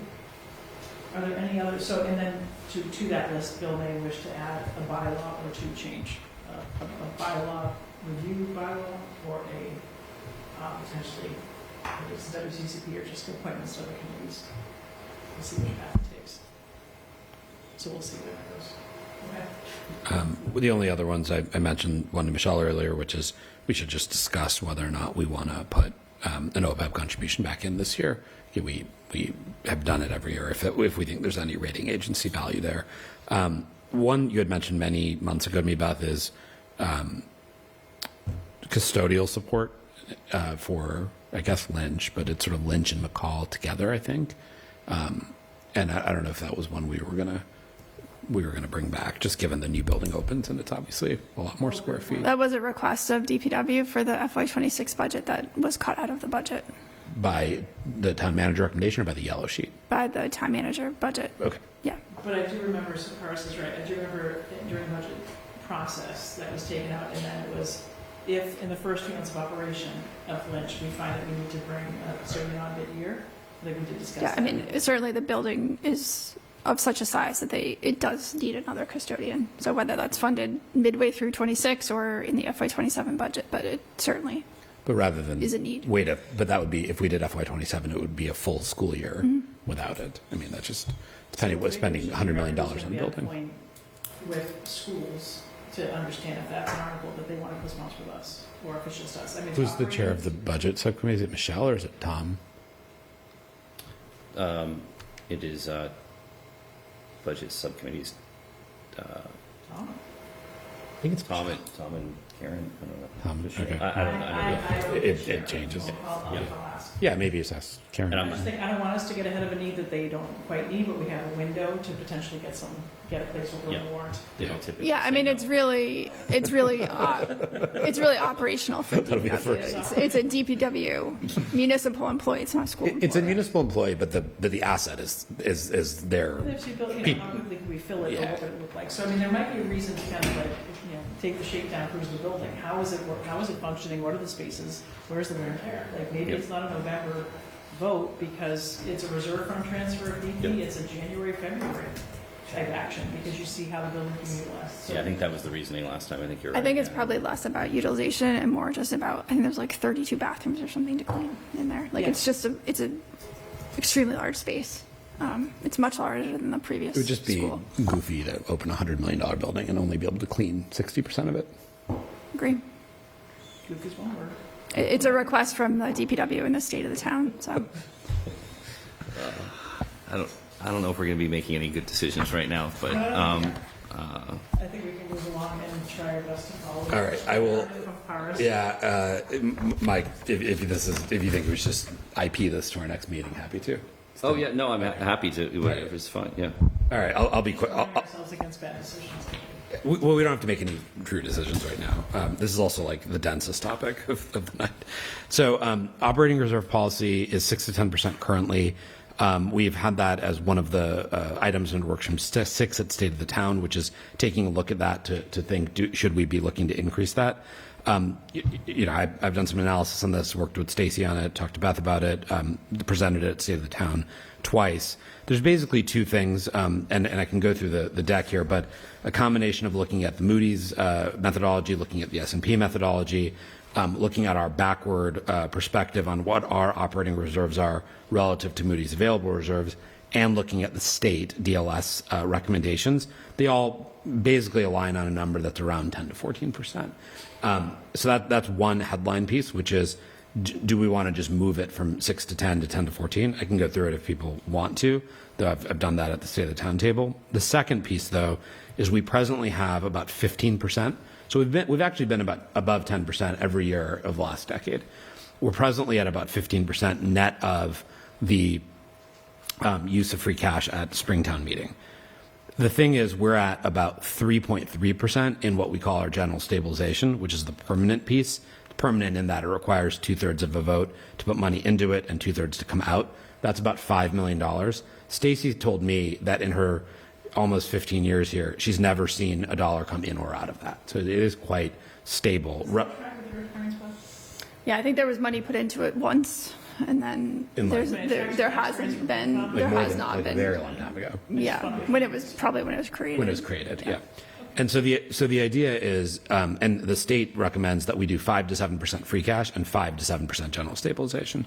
If you read our actual operating reserve policy, what it says, and it's on the third page of this packet, it's the number 5, as Stacy kind of jokingly says, we all stop reading after number 1, which is 10% with a minimum of 6. But it actually says our goal should be to transfer from free cash into general stabilization. So that's really our operating reserve, because that's money that sits. It doesn't move, and that is what protects our rating, and then free cash can sort of go up or down. I mean, it's subject to appropriation. It can move, it just hasn't ever. Yeah. It's a slightly higher, it's a 2/3. 2/3 vote, but I think our good distinction, it's not that it cannot move, it's that it generally has not. There's not been any requests. There's not been any requests. People don't think about using it. It requires a 2/3 vote. And so therefore, it just sort of sits as the long-term stabilization. Beth and I had a conversation today about making sure, and this is why you see the third bullet here, which is anything we talk about really should have an effective date next fiscal year, and probably should be contingent on the successful passage of an override. So if the override is delayed or it's not successful, we would slide the effective date back, because we can't write a policy and then we're at 15% now, but we could be drawing free cash down, so we can't write a policy and violate it out of the gate. We would want to have the policy take effect once we're on sound fiscal ground again. And so the idea here, and I can walk through why the 10 to 14 makes sense from a Moody's, S&P, and DLS perspective, if that's helpful. Though I did that this year at the Hound table. The idea I had is to work through SB3, Select Board Policy 3, which is the last page of this packet, which right now basically just outlines the budget summit. That's the only thing in it. The operating reserve policy, which is earlier, where it says current Select Board policy from November of 2010, is a standalone policy. So what I wanted to ask the Select Board's support for is to work with Town Manager and with Comptroller, with Beth and with Stacy, to really flesh out Select Board Policy 3. There's that budget summit section to it. We keep that section. We write a section on operating reserves with a higher figure, but with that double trigger of at the earliest FY27, and with the passage of the override to take effect, and then to have what's in the operating reserve policy sections 2 through 4, which are we're not going to use capital to satisfy operating. We're going to limit free cash, and that we generally, have the long-term objective that we have a fiscally sustainable budget. And we can play with maybe the 15-year-old language there, but those strike me as the sort of 3 relevant things to have in a Select Board set of financial policies, because that would give Town Manager kind of our guidance, which we have under the Charter. Town Manager creates the budget, but under Select Board guidance, it would give the Town Manager very succinct, it'd probably be 2 pages, set of principles to operate by around, again, operating reserves, operating budget, and then the process to work with FinCom and School Committee. So not asking for a vote tonight, I just wanted to see if people generally support this concept in terms of the math and the idea of increasing general stabilization, which would be probably a spring town meeting at the earliest conversation that would require a town meeting vote, and then a revision of SB3 to reflect kind of all of this approach to doing things. So you and I can have this conversation offline, but I'm back at our existing policy from 2010. Yep. 3, 4, and 5. So 3, and comparing the town's budget, is the goal of the select board to limit the free cash. So that and 4 really, I think, and maybe that was the case in 2010. I was just barely on the account at the time, but a much more active role of select board in budget preparation than we've had, I think, in years. This is not under Beth's town manager tenure, but a more active participation, like in preparing the town budget. So we should just think about that as a board or as future boards too. Like, what does that active participation look like in preparing the budget? That jumps out at me as sort of like duties we should be doing or should have been doing, and then recurring expenses and recurring revenue. Maybe that's something that come out of state of the town, but where does that happen, or how do you get there? I think is interesting. And then the 5th one, to transfer funds from free cash to general stabilization fund.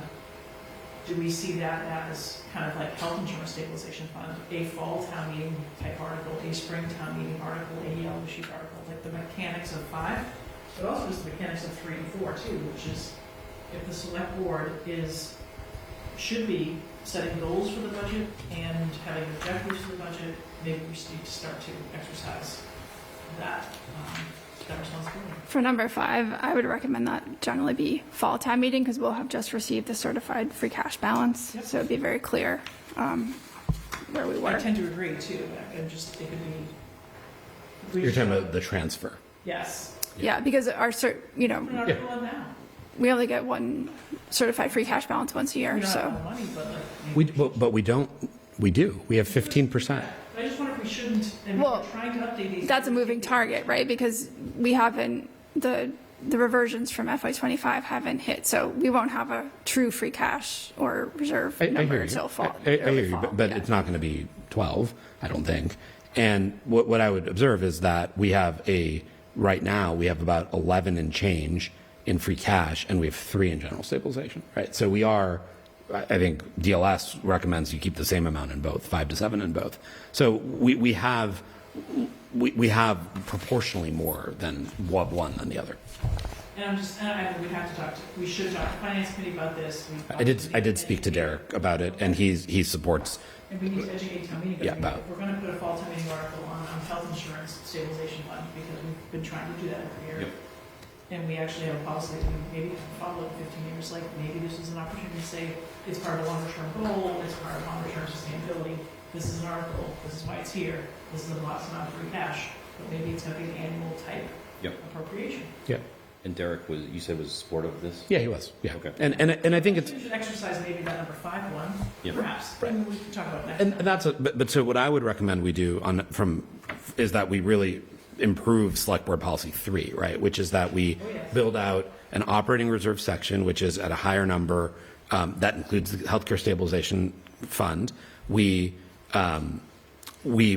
take, number 2 is whatever, but number 3 and number 4, we make that, this is my second little sub-bullet here, which is a section on preparing the operating budget, SB guidance to town manager. So we have a second section on that, right? Which is the guidance, which is actually, it's written in slightly older language, but around how town manager prepares the budget, because we can give guidance on that, even though it's town manager's budget. And then the last section is what's currently in SP3, which is basically just the summit idea. So it would basically be 3 sections. And I think this would actually get, so FinCom, which doesn't really advise us, but advises town meeting, they have put in their own operating principles, which Jeff talked about at Springtown meeting, and I think others have as well, that we want to maintain AAA, and then they use either a 14 or 15 number. So like what this does is it actually brings our policy and as the group, giving guidance to town manager, more in line with FinCom as the group that's giving advice to town meeting. So it actually, it doesn't fully harmonize, but it gets us a lot closer. More in sync. Way more in sync, yeah. Yeah. So in our next meeting in August, do you want to have, I mean, I know you might be able to continue, do you want to sort of table this, take it up in September? Do you want to have a revised select board policy 3 that shows those various sections? There's plenty on your plate, so I just want to, when you want to come back to this. I was intending to come back at the next meeting if the group wanted me to. So if you are supportive, we, it's sort of a combination probably of me, some of the people from FinCom, I would work with Comptroller and with Beth, with Stacy and with Beth, and maybe Michelle, I can run some of this by you. So a small group of us can bring back a revision to Select Board Policy 3 along the lines we've talked about here. I promise I'll write it. I mean, August 18th, September 8th, I mean, and if we think we're going to do something with the warrant, we should just need to know that by September. But actually, we need to actually socialize. With the exception of the Healthcare Stabilization Fund, none of it would impact fall time. I mean, maybe that's the one part that does, though, you're saying. Okay. Yeah. Because unless you're saying, Michelle, you would want to move free cash into general stabilization starting now. That is what I'm saying. Oh, that is what you're saying. Okay.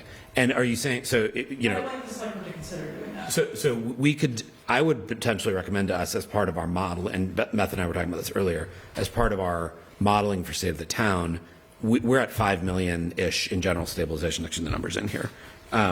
We are at, 5 million in general stabilization, which is 3.3%.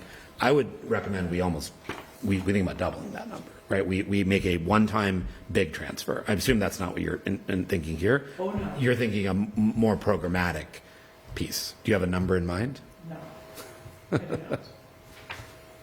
But I mean, the money's, it's not going, we're not appropriating it for a use. The money's there for us to use. It's all the same It's just money, a yeah.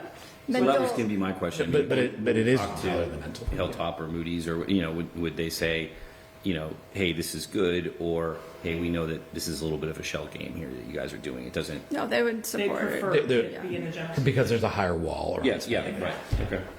But I think, given that we've not done it, and we've not done it for a while, Yeah. appropriated into, I don't think I'd want to say, let's just grab $3 million and throw it in. Yes. I just want to do something that's smaller. No, that's 250, 500, but it's not 10. But Mike, I think more than just putting 250 into it, it's saying to them, our goal is to bring this number up over time. Yep. We're going to do this every year. Kind of like we did 350 for OPEB. For OPEB, exactly. right? Exactly. We had an annual appropriation, so maybe it ramps up.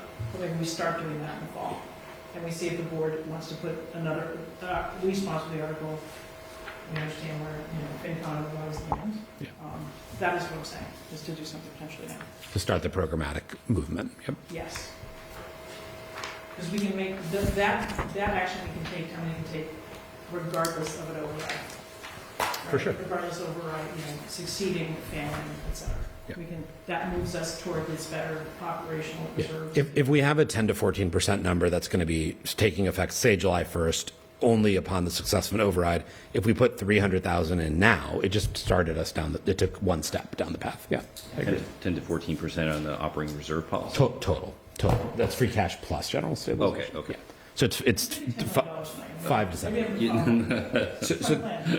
So we did this whole analysis, and then the state, this is the Massachusetts DLS guidance, they actually just recommend 5 to 7 and 5 to 7. I saw that, yep. So we could have just downloaded their sheet first, saved us some trouble. But. Yeah. All right, so more to come on that. Thank you, Paris. This is very helpful. Sure. Absolutely. Okay, so can I say the group is comfortable with me taking the next step and bringing it forward? Okay. All right. Anthea, are you Anthea? comfortable with that? Yeah. Okay, great. Put her to sleep. I gave the update on 175, we have a consent agenda to approve, and I move that we approve the consent agenda as printed. Thank you. All those in favor? Aye. Aye? Aye. Okay, move to adjourn? So moved. Okay. Can I get a second? Second. Okay, all those in favor? Aye. Thanks. Thanks, Anthea. Have a good night. Thanks, everybody.